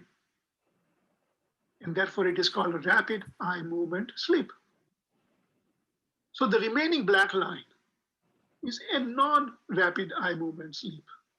When you watch this individual, they will be fast asleep with no movement. The second thing to note is that the depth of sleep is deepest in the first 3 hours, so first 2 cycles. Then the sleep starts to get shallow. And sometimes it is almost like you're half awake.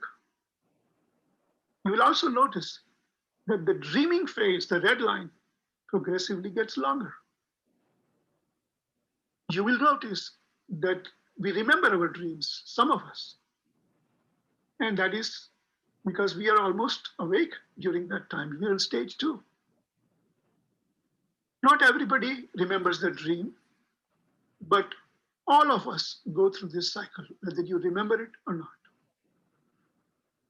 It's important to note that the physical benefit maximally happens during the deep sleep in stage 4, and the information processing, that what happened in the previous day happens during the red lines or the REM sleep. And we will talk about it as we go further. So let us focus on the black line or the non-REM sleep. It is also called the delta wave. During that, your brain produces good hormones. And hang on, I'll talk about it. It suppresses bad hormones. It also processes memories, but the deep memories, the old memories, it moves it. It accommodates new memories added to the old memories. It also controls the compulsive thinking. I call it a virus. It is like a computer virus. You know, the program goes so crazy, it almost looks like you're compulsively thinking and you cannot stop. There is no actual virus, I want to note here. But it is called compulsive thinking virus because if you don't have a deep sleep, it is difficult to stop that thinking process. An important thing that happens, and I want to emphasize here, is your brain actually gets housekeeping. It has a literal cleaning happens. Our brain creates some particles. One of them is called amyloid. And it is this amyloid that is now known to cause Alzheimer's disease. The interesting part is the only time this amyloid is removed from the brain is during sleep. So if you don't sleep well, it is likely that future may show an increasing amyloid and could cause dementia or Alzheimer's. Of course, sleep is also anti-gravity. So when you're sleeping, your body is resting, your physical body. If you had an arthritis and your joints were rough at night, your body starts to repair and smoothen the joint. Another important thing that happens is for brain as well as for muscles, it replenishes your energy. The energy in our body is called ATP. And for brain and for muscle, in sleep, this is replenished. A very important factor that happens in deep sleep is the creativity and intuitions are installed. You know, people tell you that when you have difficult problems, sleep over it. That is true. It does help you. Many times a complex problem, you sleep over it and next day you will find a solution. So If you are going to make a critical decision in your life, try not to jump into it. Maybe sleep over it. So further talking about the non-REM sleep, I want to focus on the chemicals in the brain. So there is a hormone to sleep and a hormone to wake up. There is a chemical called melatonin. Most of you may have heard of it. You can buy it in Costco. It's over the counter. But that's the chemical that our brain produces when you start to sleep in dark. It not only helps you sleep, but it is also a very good antioxidant, and it calms your brain. So people with attention deficit disorder or ADD, they are deficient in melatonin. Many of these patients with ADD, when they have a good night's sleep, they're actually much, much more focused the next morning. The hormone to wake up is norepinephrine. All of us wake up with this hormone. Many times, this hormone raises your heart rate in the morning. It raises your blood pressure. It is also the reason where most of the heart attacks happen in the morning, because it raises your heart. It prepares your body to wake up and challenge the world. But that could be dangerous for people with a critical heart problem, and therefore many heart attacks happen early in the morning when you're ready to wake up. The next important group of drugs are crucial, and all of us need to understand them. The first one is a mood booster called serotonin. Our brain produces that when you start to go into sleep. It makes you happy. GABA, it's a calming chemical. It reduces your anxiety. Endorphins, this gives you the natural high. You heard of endorphin, correct? You know, when people jog and do heavy exercise, they get endorphins. These endorphins are endorphin as opposed to exorphin, exomorphin. So when you take morphine from outside, from the poppy plant, that is exorphin. And your body produces, your brain produces, it is called endorphin. So we all produce morphine in our brain. It is very useful because it is a natural painkiller. So people who don't sleep well, they have aches and pains. The next group of chemicals are interesting. DHEA is a longevity molecule. If you want to measure somebody's overall quantity of life, measure the DHEA in the blood. People who have high DHEA live longer. This chemical rejuvenates your body. A classical example is skin. With low DHEA, you will get wrinkles. And with high DHEA, you get your skin stretched and the wrinkles diminish. Therefore, they call it beauty sleep. Next one is prolactin.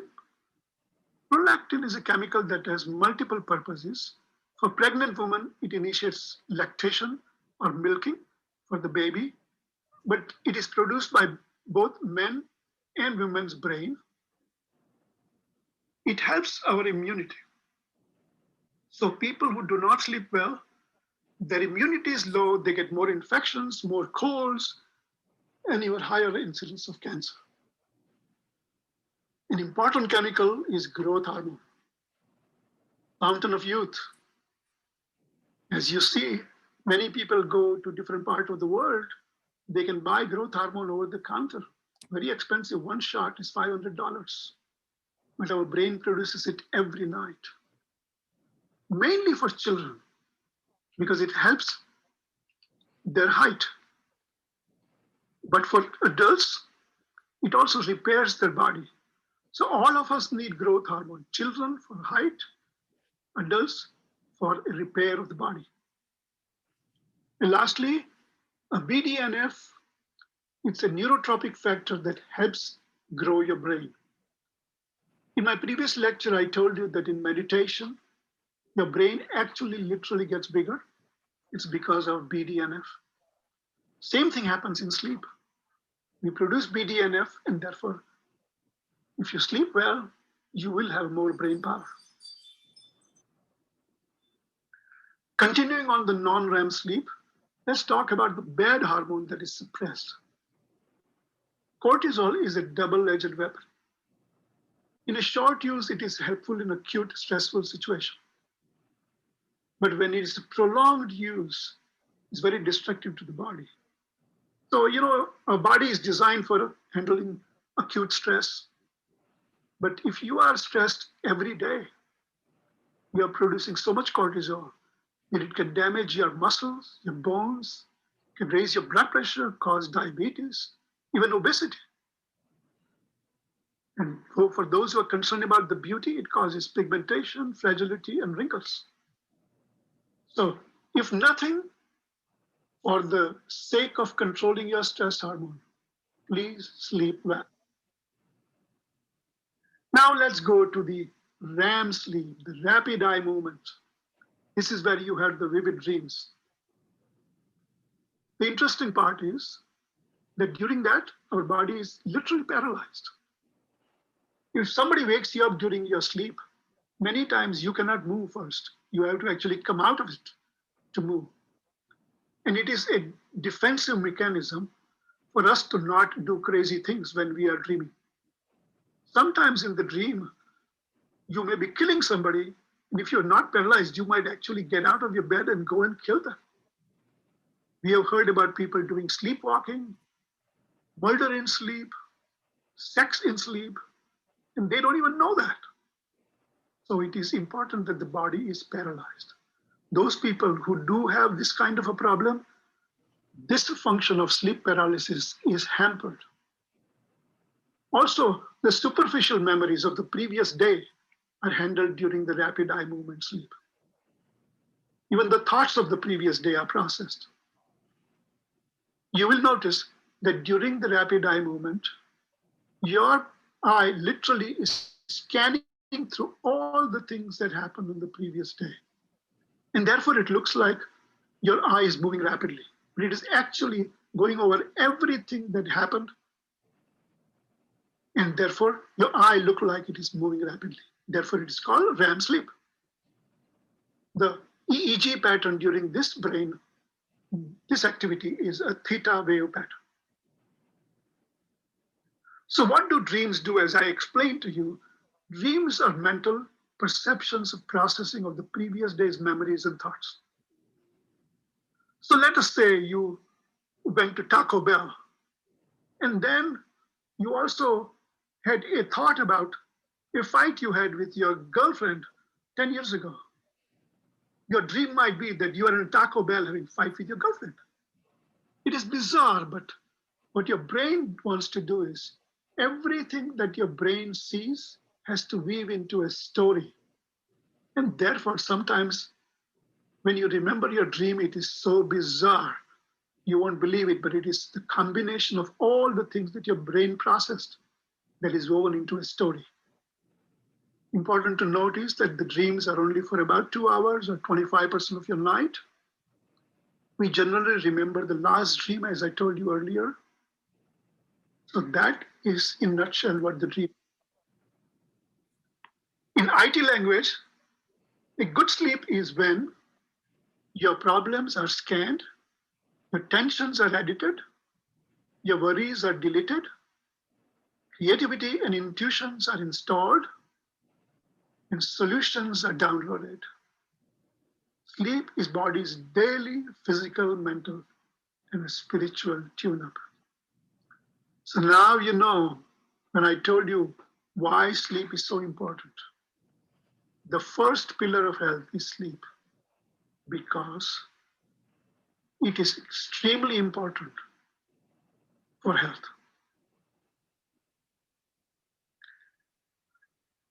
Let me briefly also mention that of the 3 pillars, sleep, exercise, and nutrition, if you don't eat for 10 days, you will lose some weight.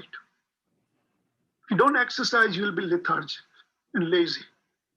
But if you don't sleep for 10 days, you will be dead.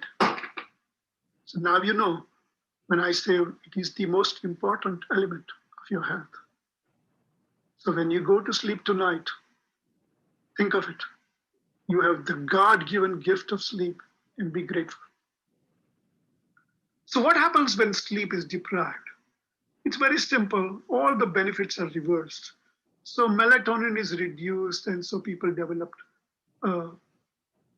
ADD, sometimes irritation, antioxidant effect goes down. You feel depressed, get anxious, don't sleep well, you get wrinkles and premature aging. And endorphin is not enough, you're grumpy and aches and pains in the body. Sometimes a brain dysfunction. Your immunity goes down, you get more infection, more cold, even possible high chance of cancer. When the growth hormone is impaired, particularly for children, their growth is impaired. And for adults, even the body repair is reduced.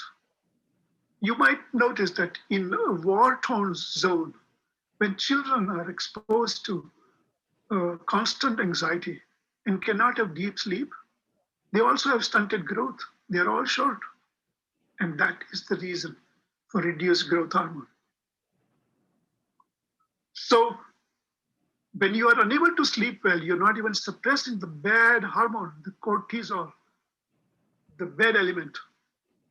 And therefore, people who don't sleep well, they have higher incidence of diabetes, hypertension, obesity. Even the bone gets thinner, osteoporosis. And your body is stressed, so you get stomach ulcers. And there are so many other side effects of not sleeping well. If I were to count, it'll be about 50 and you will be scared. I just don't want you to be frightened. Just remember, sleep. It is free, it is a gift, and use it. Another aspect of sleep deprivation is memory processing. As I told you, your brain is a fatty computer. If you don't sleep well, what happens to the memories that you made the previous day? What happens to all the thoughts you had? It will accumulate, it will keep your files open. You know, when multiple files are open in your computer, it crashes. You need to sleep and process all the memories. If you don't sleep well, you get a brain fog, the sense of humor is affected, you get irritable, confused, your creativity is reduced, your IQ goes down, and the most important part is that your brain does not go through housekeeping. So the bad chemical called amyloid accumulates, and people who don't sleep well develop dementia and even Alzheimer's. But the most important part is that sleep, if you don't have it for 10 days, can kill you. And that is a truth. I remember when I was about 12 years old in India, I used to go to see a show where a person would bike day and night without sleep and going round and round. And on the last day, generally about 7 days, was a big celebration. So one of those events I attended, and I saw a person coming out of the bike drop dead. So it's important to know that sleep is what. So the difference in meditation and sleep, as I told you earlier, in gamma waves, we do not reach in sleep. Meditation is controlled voluntarily while sleep is not. And the literal cleaning of the brain that happens to remove amyloid, that does not happen even in meditation. So both have their pluses and minuses, and both are useful. So when it is such a wonderful gift, you should prepare as if you're going to meet God when you're going to go to sleep. So if you want to take a shower once a day, do it at night. Brush your teeth, floss your teeth, sleep on a regular time in a dark room. You know, light suppresses melatonin. Avoid discussing unpleasant problem, avoid anger, avoid coffee, avoid sleeping pills. Sleeping pills can affect your processing of the RAM sleep memories. Particularly in this day and age, avoid your iPhones turning on. The blue light on the computer and the phone can actually shut your melatonin off. Because it is such a wonderful gift, it'll help you if you say a little prayer and thank the Creator for giving you this golden gift. Pranayama and mantra will help you if you have difficulty in sleep. And once you do that regularly, sleep will follow. As it is said, anger is only one letter away from danger. Now, once you wake up, be thankful that you got a good sleep and that you even woke up. Some people don't. Say something nice, have a good mantra. Stretch your body. Most people actually will have a yawn. Your body wants you to stretch, and yawning does that. Make sure you sit before you stand up so you don't pass out. And try to start your day with a positive thought, positive mantra, or a prayer. That is all I have to say. I'll be waiting for your questions. Thank you very much.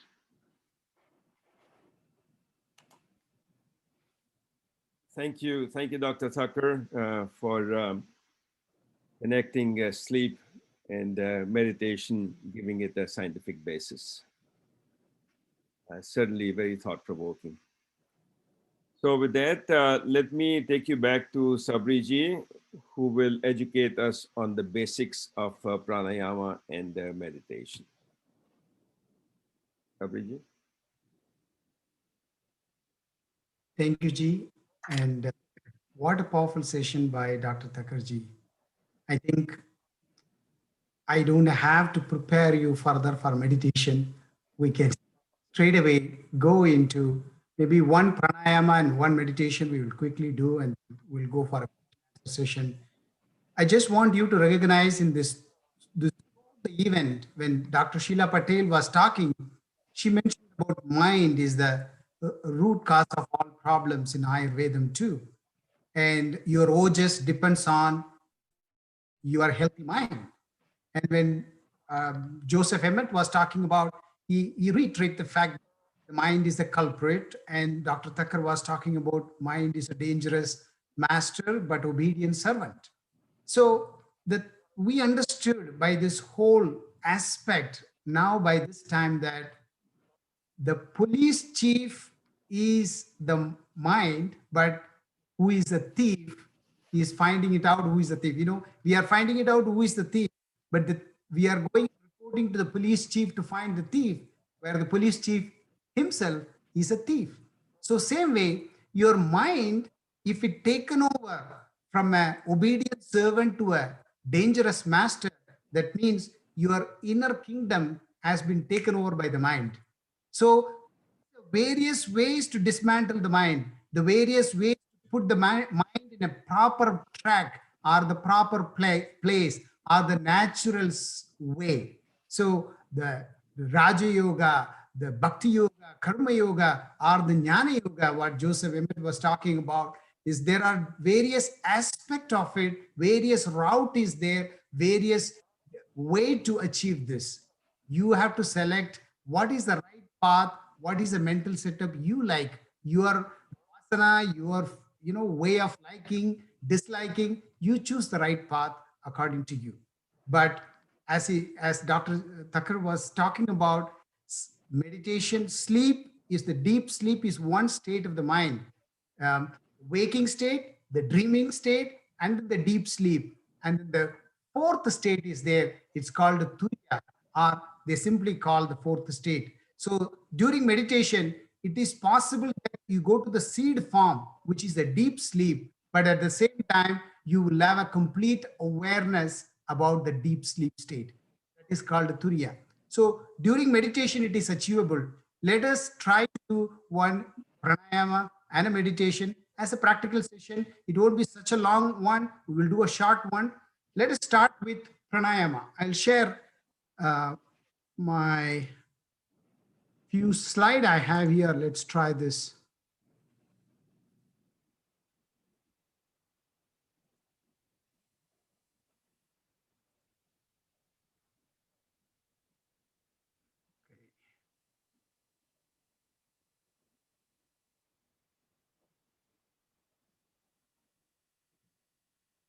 Sorry, I'm getting the slide here. Got it. All right.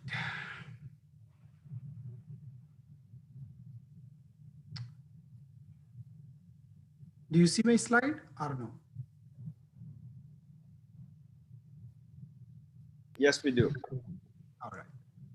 So presence, pranayama and mind, pranayama and meditation. So pranayama is, as Dr. Sheila Patel was telling, that there are different kosha, different subtle body in our body, in our sheath, in our body. It's not a subtle, the gross body, but there is a subtle body, and the one of the subtle body is a pranamaya kosha. So that is a bridge between your physical body and your mental body, the manonmaya kosha. So pranayama is generally, when you do, you are basically calming down your mind. So let us do one pranayama before we go for meditation. So let us do Anlom Vilom. So sit straight. So the preparation is very important. So sit straight, bring attention to your breath, and make Chin Mudra in one hand as it shows in the picture. She is doing a perfect sitting, and the Chin Mudra, it is just touching your index finger and your thumb together, and block one nostril, one side, and inhale as low as possible. And once your lung is filled, then close the other nostril and exhale through the opposite nostril as slow as possible. And then inhale through the same nostril where the exhale happened, inhale as slow as possible, and then close the nostril and exhale through the opposite nostril as slow as possible, which is like upside U. Inhale, exhale, and then inhale and exhale. So you use one nostril to inhale, close that one, and then exhale through the opposite nostril, and then inhale through the same nostril, and then close that nostril, and then exhale through the opposite one. Do it as slow as possible. Another tip is, when you inhale, let your lung get filled, and then exhale as slow as possible. And in the exhaling part, let all the stale breath out from your lung, and then inhale, and then continue this process. Sit straight, and your focus should be on your breath. As you all know, breath is the one of the best friend who comes until you leave on the planet Earth. The last moment, the breath comes along with you. Even after you leave the body, the last one to leave the body is your prana. There are 10 different prana in your body. Dhananjaya is the name of the prana which leaves the body at the end, the 10th one. So such an important aspect. No media report this. That is why we do not know. So inhale as slowly as possible, and then exhale as slowly as possible.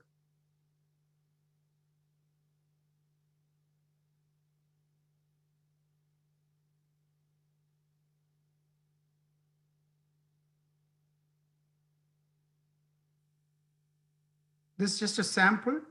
You can do this pranayama 5 to 7 minutes every day.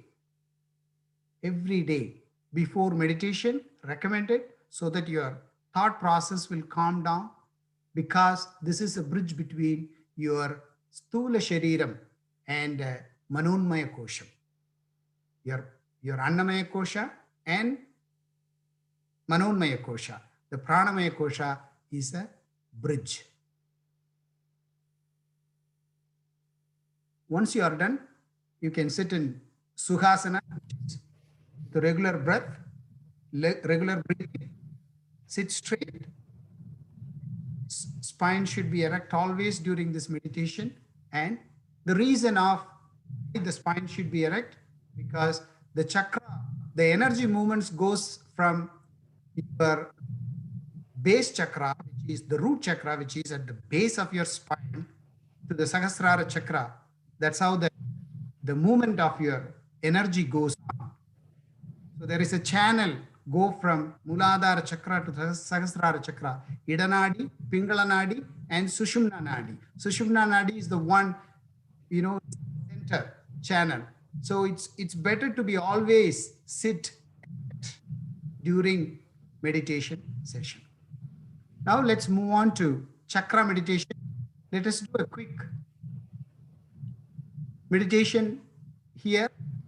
Muladhara chakra is the root chakra in your body, which is located at the end of the spine.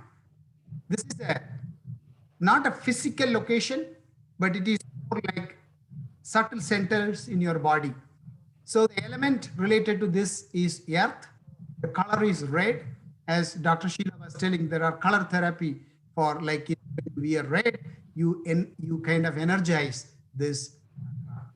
And the god, the deity related to this chakra is Ganesha. Ganesha is related to spontaneity. Your spontaneity enrich when you flower this chakra. The gland is reproductive glands. The mantra related to this chakra is Lam. We are going to chant for 2 minutes. And then it is blocked by your lust and greed. Today world, the want is more than a need.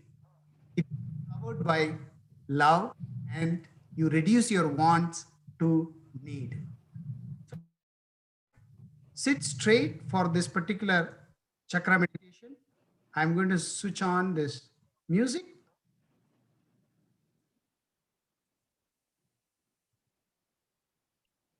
Please sit straight and bring your awareness and consciousness to Muladhara chakra, and then chant the mantra LAM, L-A-M, LAM.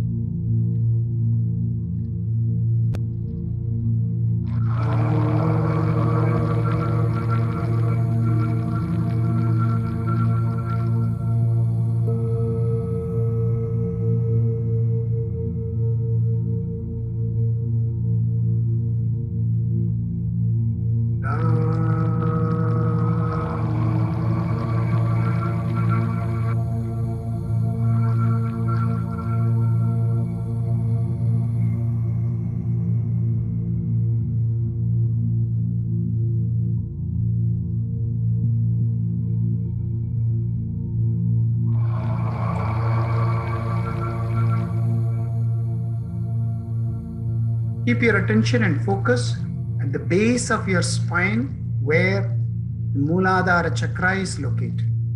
While either you can chant loudly or you can chant silently the mantra LAM, L-A-M.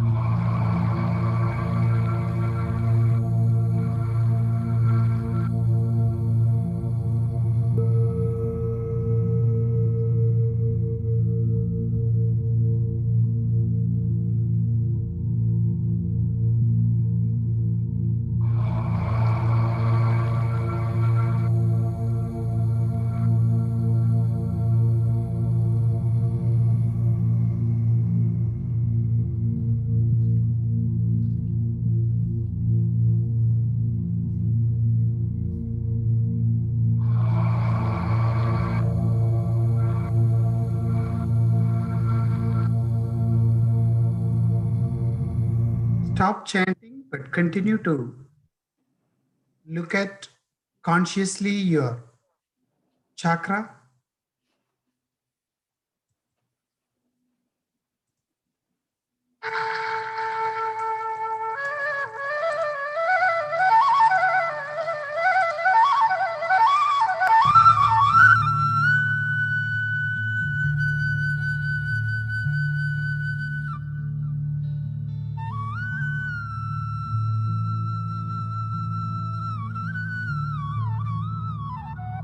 Continue to bring your awareness and attention and focus to Muladhara chakra, which is located at the base of your spine.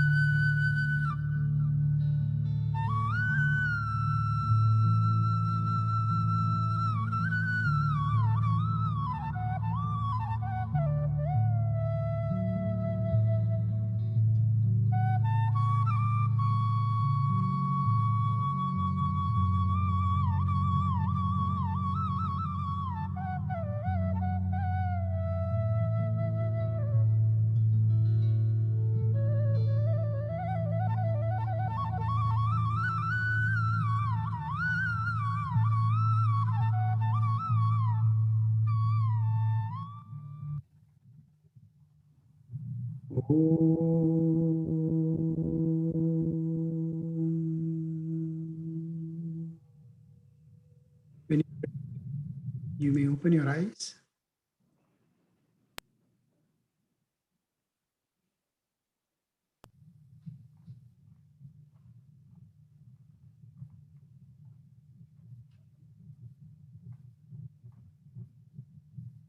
Thank you, Sabri, for the experience of presence. Can't believe we are approaching the end of the program today. So the last segment of today's program is the Q&A session. And before we start the session, I would like to get some reaction from the 100 plus attending today's event. Since you're all Zoom muted, here's what you need to do. On the lower right-hand corner of your screen, you will see an icon that says reactions. Click on that. If you have liked the program, and I hope you have, please click on the thumbs up or the clapping of the hands to show us that you have enjoyed and appreciated the efforts of putting together Yatra 21. You can, of course, use the chat box to give your feedback as well. Thank you. So we now have 30 minutes allocated to the Q&A session. Anita is here with me. She's going to help me with this session. Thank you for using the chat box and sending in your questions. Anita or I will read the question and direct it to one of the speakers, or any of the speakers. Please take it so that we can cover as many questions as possible. I request the speakers to be brief in their answers. If the question requires a longer discussion, we encourage the person asking the question to get in touch with the speaker at a later time and arrange for a time to discuss. You will find the emails of the speakers in the chat box in a few minutes. So with that, let Anita. Sorry about that little confusion we caused there. We were trying to have two computers in one room, so we caused a little echoing there. But first of all, I want to thank all the speakers for the excellent talks and really enlightening. And I'm so surprised that, without even trying, all the three talks kind of align together. And, the information is like, it was a triangle that got down like to one thing, and that's where we were heading now. But first, I'll address the question to Dr. Sheila Patel. And there were so many questions. Everybody wants to have your PowerPoint presentation. So, Sheila, if you can unmute yourself. Many questions. Ravi, Vandana, they want to know, how do we know what is our dosha and how often should we check it? Okay, can you hear me? Yes, yes. Yeah, there's always a lot of questions about that. And it is, it's important, again, when you're making choices to understand what your nature is. So, I mean, there are lots of quizzes out there. It's meant to just kind of, again, bring your attention to what are your main qualities. So you're always looking at yourself. So there's objective ways to try to figure that out. We have one on Chopra.com. There are many, many websites now, like Ayurveda is really out in the more mainstream now than ever, which is great. So there are quizzes you can find, and also I will share my PowerPoint. So, just thinking about the qualities of those different Mahabhutas or elements, and then that's why I did include those three kind of descriptions in the slides. If you are thin in the body, light, you have a tendency toward, having a lot of movement in the mind, movement in the body. Again, that's reflected in the questions that are usually on the quizzes. Then, you are likely more Vata. Pittas are, again, have a more like strong digestion and are very focused, easy to make decisions, etc. So you'll see those qualities there. However, it's very important. I always want people to keep in mind, we have all of these energies within us. So our nature may be a certain way, but we have different proportions of each of them. And some people have equal proportions of two. So they're considered bidosha or tridosha even. So so it's important to kind of understand you. What I find, it helps people understand, oh, that's why I can eat the same thing my sister did, but she's fine and I'm not. And it just makes sense of your world and how your physical body, this personal body, is experiencing the world. But also recognizing what's out of balance right now. What do I need right now? Because any of those constitutions or energies can be out of balance. So again, it takes some learning, but the quizzes can help to identify your nature. Now, again, your nature doesn't change. Like once you're an oak tree, you're always an oak tree. If you're a hummingbird and, you're always a hummingbird, you don't turn into a different type of, bird. But how you feel, like that tree may be different as a sapling, as an adult, as an older tree. It may be different from one season to the next if it's dry or really wet. So what's happening in the moment can change. And that's how we base our decisions on what to do each day.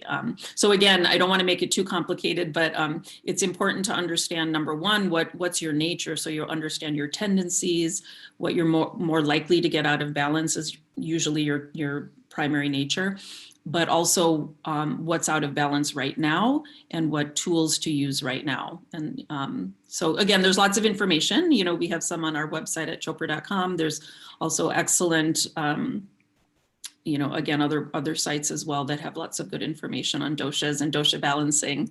And books. There's many books now out there. So I would encourage, if you're interested in that aspect, to find good resources and just continue the learning. Yeah. Thank you, Sheila. And for the sake of time, in the interest of time, we'll keep it short. But I wanted to thank you for answering that question about about why you should not get exposed to cold. You'll catch a cold, because my kids used to make fun of me when they were younger. So that was I think they got their answer today. I just want to ask the benefits of first of all, there's pulse checking. Is it true that when an Ayurvedic physician checks your pulse, they can diagnose your dosha? Yeah, it takes a lot of training, and certainly if you're trained as an Ayurvedic physician in a Ayurvedic medical school, it's quite a bit of training. And even I know many Ayurvedic physicians, and it's even taught that you need to do it for years, train with masters who understand, who can teach you, much like we did in medical school. Like you can listen with a stethoscope and you don't know what you're hearing. So you have to train, you have to have people who understand and are telling you, do you hear that? Do you feel, then all of a sudden one day you can do it. So it's the same with pulse diagnosis. And yes, there's qualities to the pulse because these energies are moving through us. That's what they're sensing. Is there more vata, pitta, kapha in the pulse? So a very well-trained pulse diagnostician can tell a lot from your pulse, including your dosha imbalances, what organs are out of balance, but it takes, a lot of training. So I think I certainly wouldn't say I'm a pulse diagnostician by any means, but I've practiced and I've tried to learn from people. So you have to, I think these very highly skilled people, yes, absolutely. It's just, to me, it's like using your sense of touch to sense what's going on in the body, just like we use our ears to, really skilled doctors can tell a lot from just listening to your heart. So it's kind of like that, yeah. So there are many more questions for you, but we'll hold them. We'll go to gentleman who gets the next question. I'm just going down in order that these questions came in. So question is from Ravi. I already addressed that. Okay. Yes. Sorry, I meant the next one. One is from Vandana saying, how do you keep your dosha balanced? So one main principle, and again, like we do whole workshops on Ayurveda, so I don't want to take up too much time, but one very important principle is opposites balance.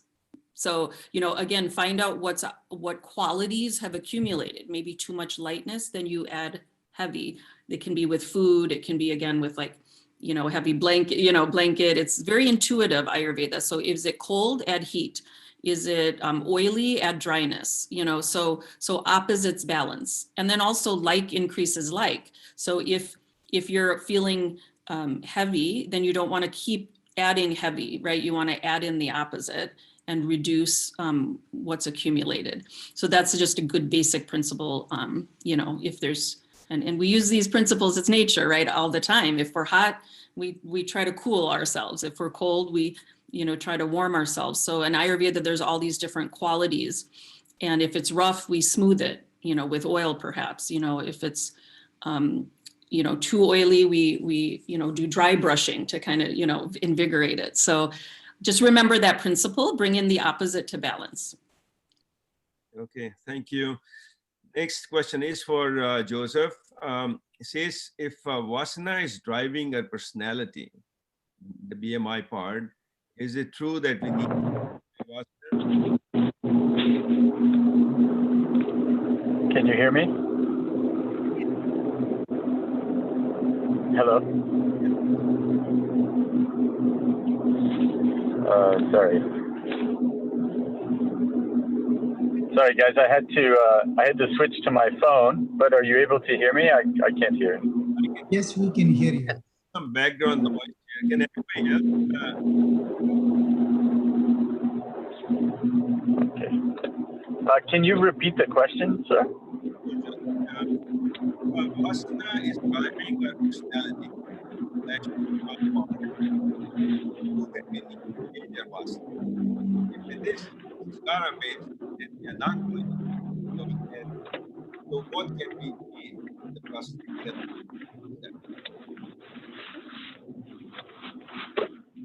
Oh gosh, I'm sorry.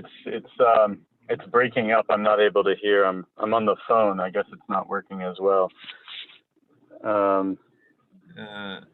Now it is better. Actually, the quality is better. Now, can you repeat the question? Is it better now? Okay, Yes. Go ahead. Yes. Can you repeat? Says if Vasana is driving a personality / BMI,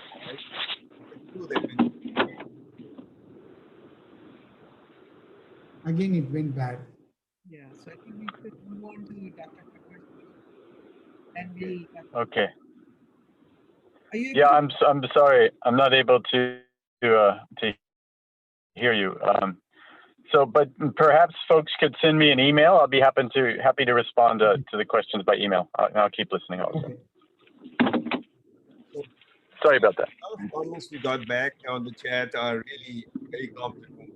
All the presentations. I'm not reading those. The questions, but everybody's.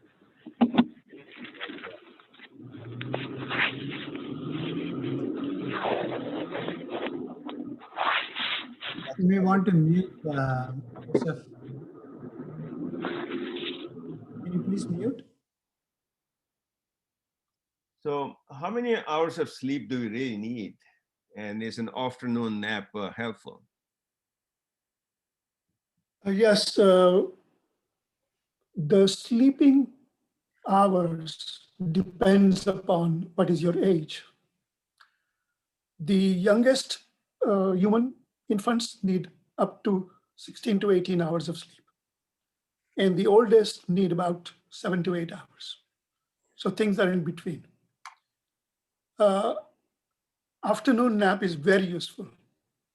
I would recommend a 30 minutes to 1.5 hours of nap for everybody, no matter what age. It is extremely useful, particularly to prevent physical damage to the body, but it does reduce your stress level too. So yes, afternoon nap is useful. Also, the number of hours, as I was mentioning, that if your brain is calm and the amount of things you're processing during day is relatively low, you can get away with 6 hours of sleep. If you're extremely organized in your day-to-day life, you're filing as you are working. You don't need to sleep to file. So the duration, some people get away with 3 hours of sleep because they have the system of working that is very organized. So on an average, 6 hours of sleep at night and a half an hour to an hour in the afternoon might be ideal. Okay, thank you. So, Dr. Tucker, there's a lot of questions about supplements, about melatonin, and I'm going to. Yeah, I saw that. So let me answer. Okay. The question was that do we need melatonin? My recommendation is try not to use medicine to sleep. But if you do need, you can have a temporary help from melatonin or tryptophan. Melatonin is the final product, but tryptophan is the precursor to melatonin. Now, tryptophan is an amino acid, which comes from the protein. So if you eat beans, you are going to get enough protein that will convert to melatonin. But if you do need to buy over the counter, you can buy a melatonin tablet that is 5 milligrams and don't exceed 10 milligrams. And the question was, are there any side effects? And to my knowledge, there are no side effects. So I would recommend you to use it freely. Try not to use medication as much as possible. The second question regarding the medication and sleep was, are the sleeping pills other than melatonin helpful to your brain? And my answer is no. Every time you use a medicine, that medicine has certain effect on your memory processing. But most of the sleeping help does reduce our REM sleep, or rapid eye movement sleep, where you process your previous day's memory. So if you are regularly using your sleeping help, you are not processing your memory, and sometimes it creates an area where your brain is foggy and confused. Okay, thank you. There were also questions about what is the natural source of melatonin and what are the best hours of sleep? Is it 10 p.m. to 6 a.m.? Yes, so as I told you, melatonin comes from amino acid tryptophan. And tryptophan is an amino acid, so it comes from any protein. So if you eat beans, particularly for vegetarian, beans would be the best source of protein for you. You can use tofu, otherwise that would be a product of bean, and that gives you enough amino acids to give you good melatonin. Nobody is melatonin deficient. Very few people have melatonin problems, and these are the ones that develop attention deficit disorders. Thank you. Can I add something to?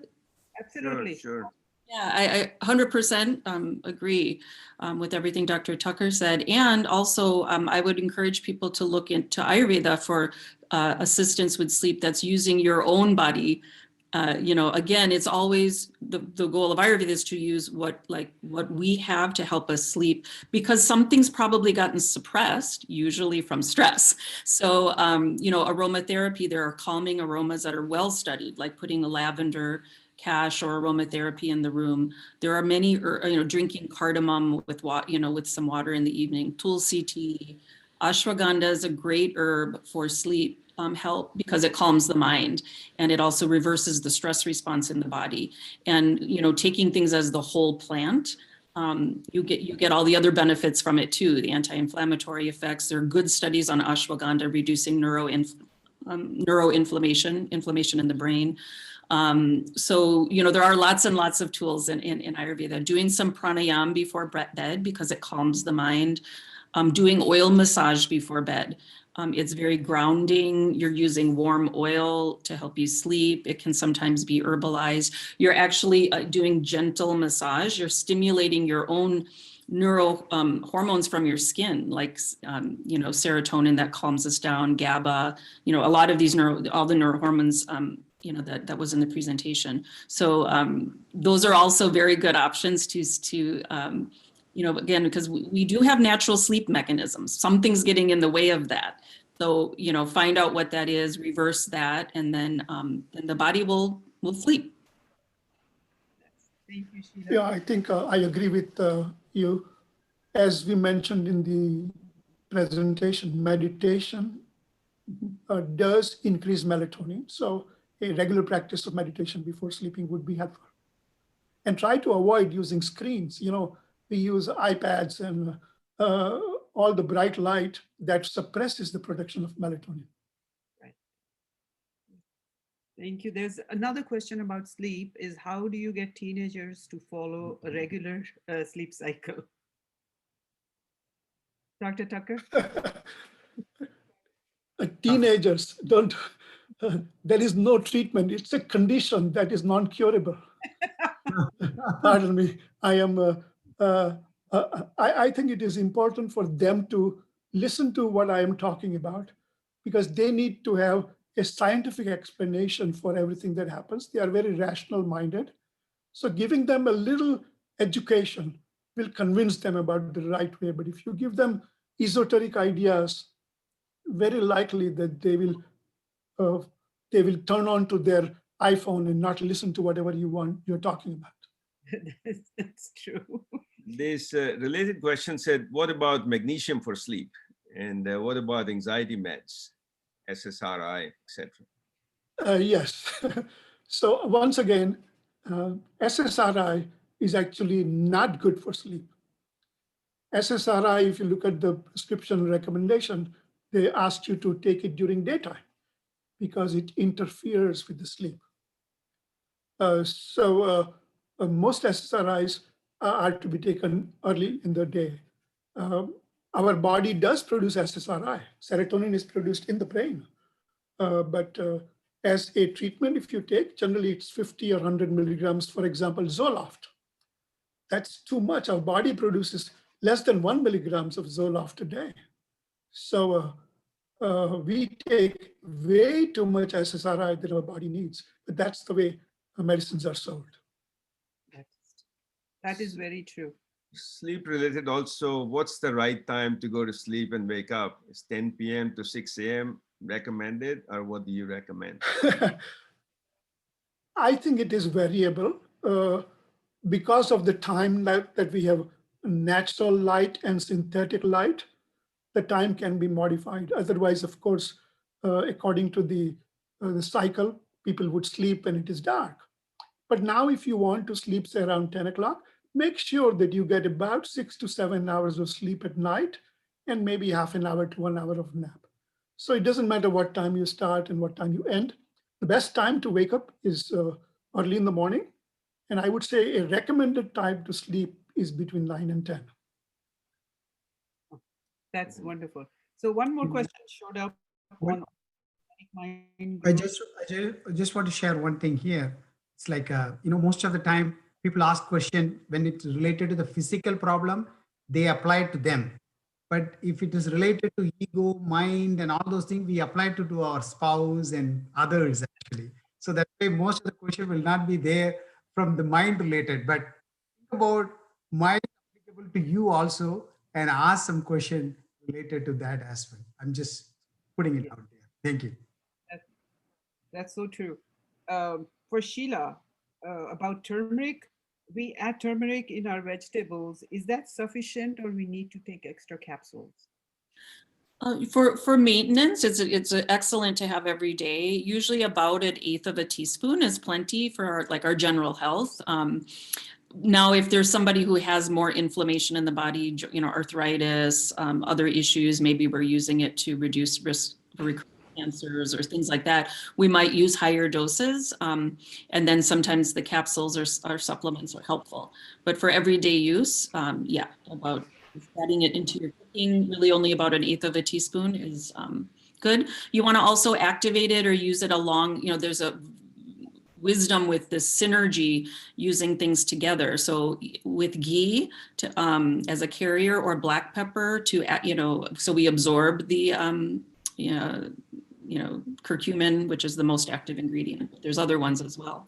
So, and sometimes, you just, that will just make it more efficient. But yeah, about 1/8 of a teaspoon in your question. Ayurvedic thinking makes perfect sense, right? But why is it that it's not at the forefront of medicine? It's a very good question, and one I've been asking myself for 10 years, because it really gives us so many answers. I think there's so much participatory nature to it. People have to be very engaged in their lifestyle, right? And be willing to give up the things that are contributing to their ill health, in addition to, having a healthy lifestyle. And either they're unable to because life gets challenging, or, for whatever reason, they're not as, engaged. Disease will happen, right? And then, honestly, medications are powerful. When the body's gotten way off track, there's nothing like a medicine to like jolt it back, all right? And this is why and then we want immediate effects too. So, and again, there's nothing wrong, obviously, with medication. I do prescribe medications because I think sometimes it can be challenging, and you have to do multiple things at once. It's not just a matter of like, oh, I have this problem, I'll just take this herb. It also involves, are you meditating every day? Are you, aligning with these rhythms? Are you, watching your mind and your emotions? So I find though, I've had many, many patients I've worked with over the years, if they're engaged with their health and willing to make the changes they need to, that they reverse disease, they can get off of medications, but not always. Again, sometimes there are deeper things going on, that we can call it karmic or whatever. There might be other words we use, epigenetics or whatever, but that make it more challenging. So also I try not to make people feel like they've failed in some way if they're trying things and they still need to take medication. But the thing is, you always want to do things with awareness, right? If you're aware of the potential side effects of a medicine, you can do something natural to try to balance that. And, again, I think the basis of Ayurveda and sometimes the terminology turns, the Western medical community off. You start saying things like, space, air, fire, water, earth, they turn on, they just immediately turn off. But it's a good question, because I often ask myself that. I think the more science and the science terminology that's coming around when we can talk about the importance of, like Triphala actually increases the healthy bacteria in the gut and, provides antioxidants if there's, a gut repair that needs. So when we can start to study these things and use the language of science, it'll become more and more accepted. But we practice medicine in the language of science. So if we try to explain things in a different paradigm, sometimes ears turn off. So, and then again, sometimes I think in the medical community, we're a little skeptical. I think with the right encouragement, if all of healthcare and society was more encouraging for healthy behaviors, people would do it. But I think we get skeptical, like, oh, I tell people to eat healthy and they don't. So here, I'm just gonna, I'm going to give up and give them this medicine. So, I think the answer is it's multifactorial. But I think more and more people, you know, because of the science and because people were understanding the side effects to taking some medications for 20, 30 years, and people are wanting to do things in a more natural way, that things are changing, and they'll continue to change toward introducing a lot of these things into the regular medical environment.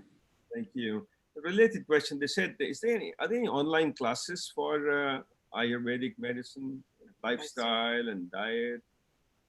Yeah, there's many, many things. Again, I just encourage people to, you know, you can just Google and find there now more and more programs. You know, there's free information, you know, we have on our newsletters and website, along with also, you know, online paid programming that you can do that, you know, and then there are many other organizations as well that, you know, if you just Google Ayurveda or Ayurvedic healing, that, you know, there's good information. And again, Ayurveda is a thousands of year old, you know, story or science or whatever you want to call it, history. So, you know, sometimes you'll see different things on different sites, but if you, again, stick to the basic foundations, you see what's in common, what is similar, and you stick to these basic foundations, you can't go wrong.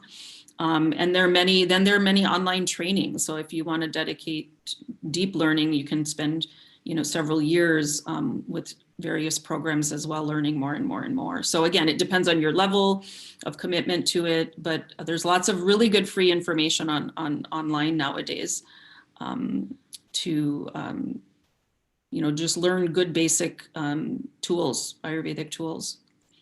Just to add that I saw that in Facebook, they are now publicly announcing California Ayurveda College is providing some online courses actually.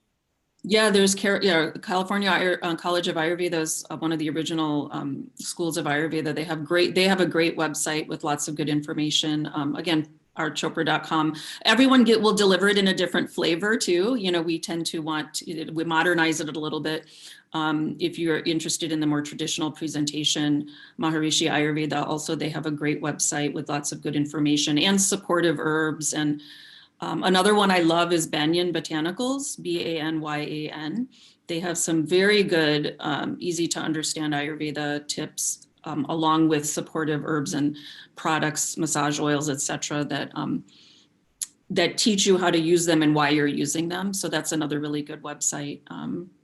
Yeah, so I'd say just, you know, do a search and find out which voice out there resonates with you, and then, you know, you'll hear it best. So question, Sabriji, how much more time do we have? Is one, and there are several more questions. And so can we go on for a while?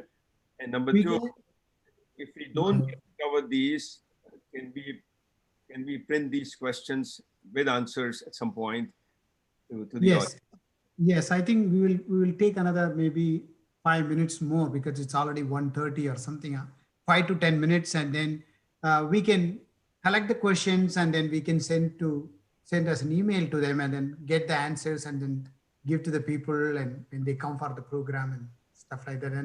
And I think Joseph just sent a message that he's leaving, but he's happy to get question through the email, and he has a weekly classes. People can sign up and then check it out and ask more for the investigation on the, you know, the eye and all those inquiries. Questions can go there too.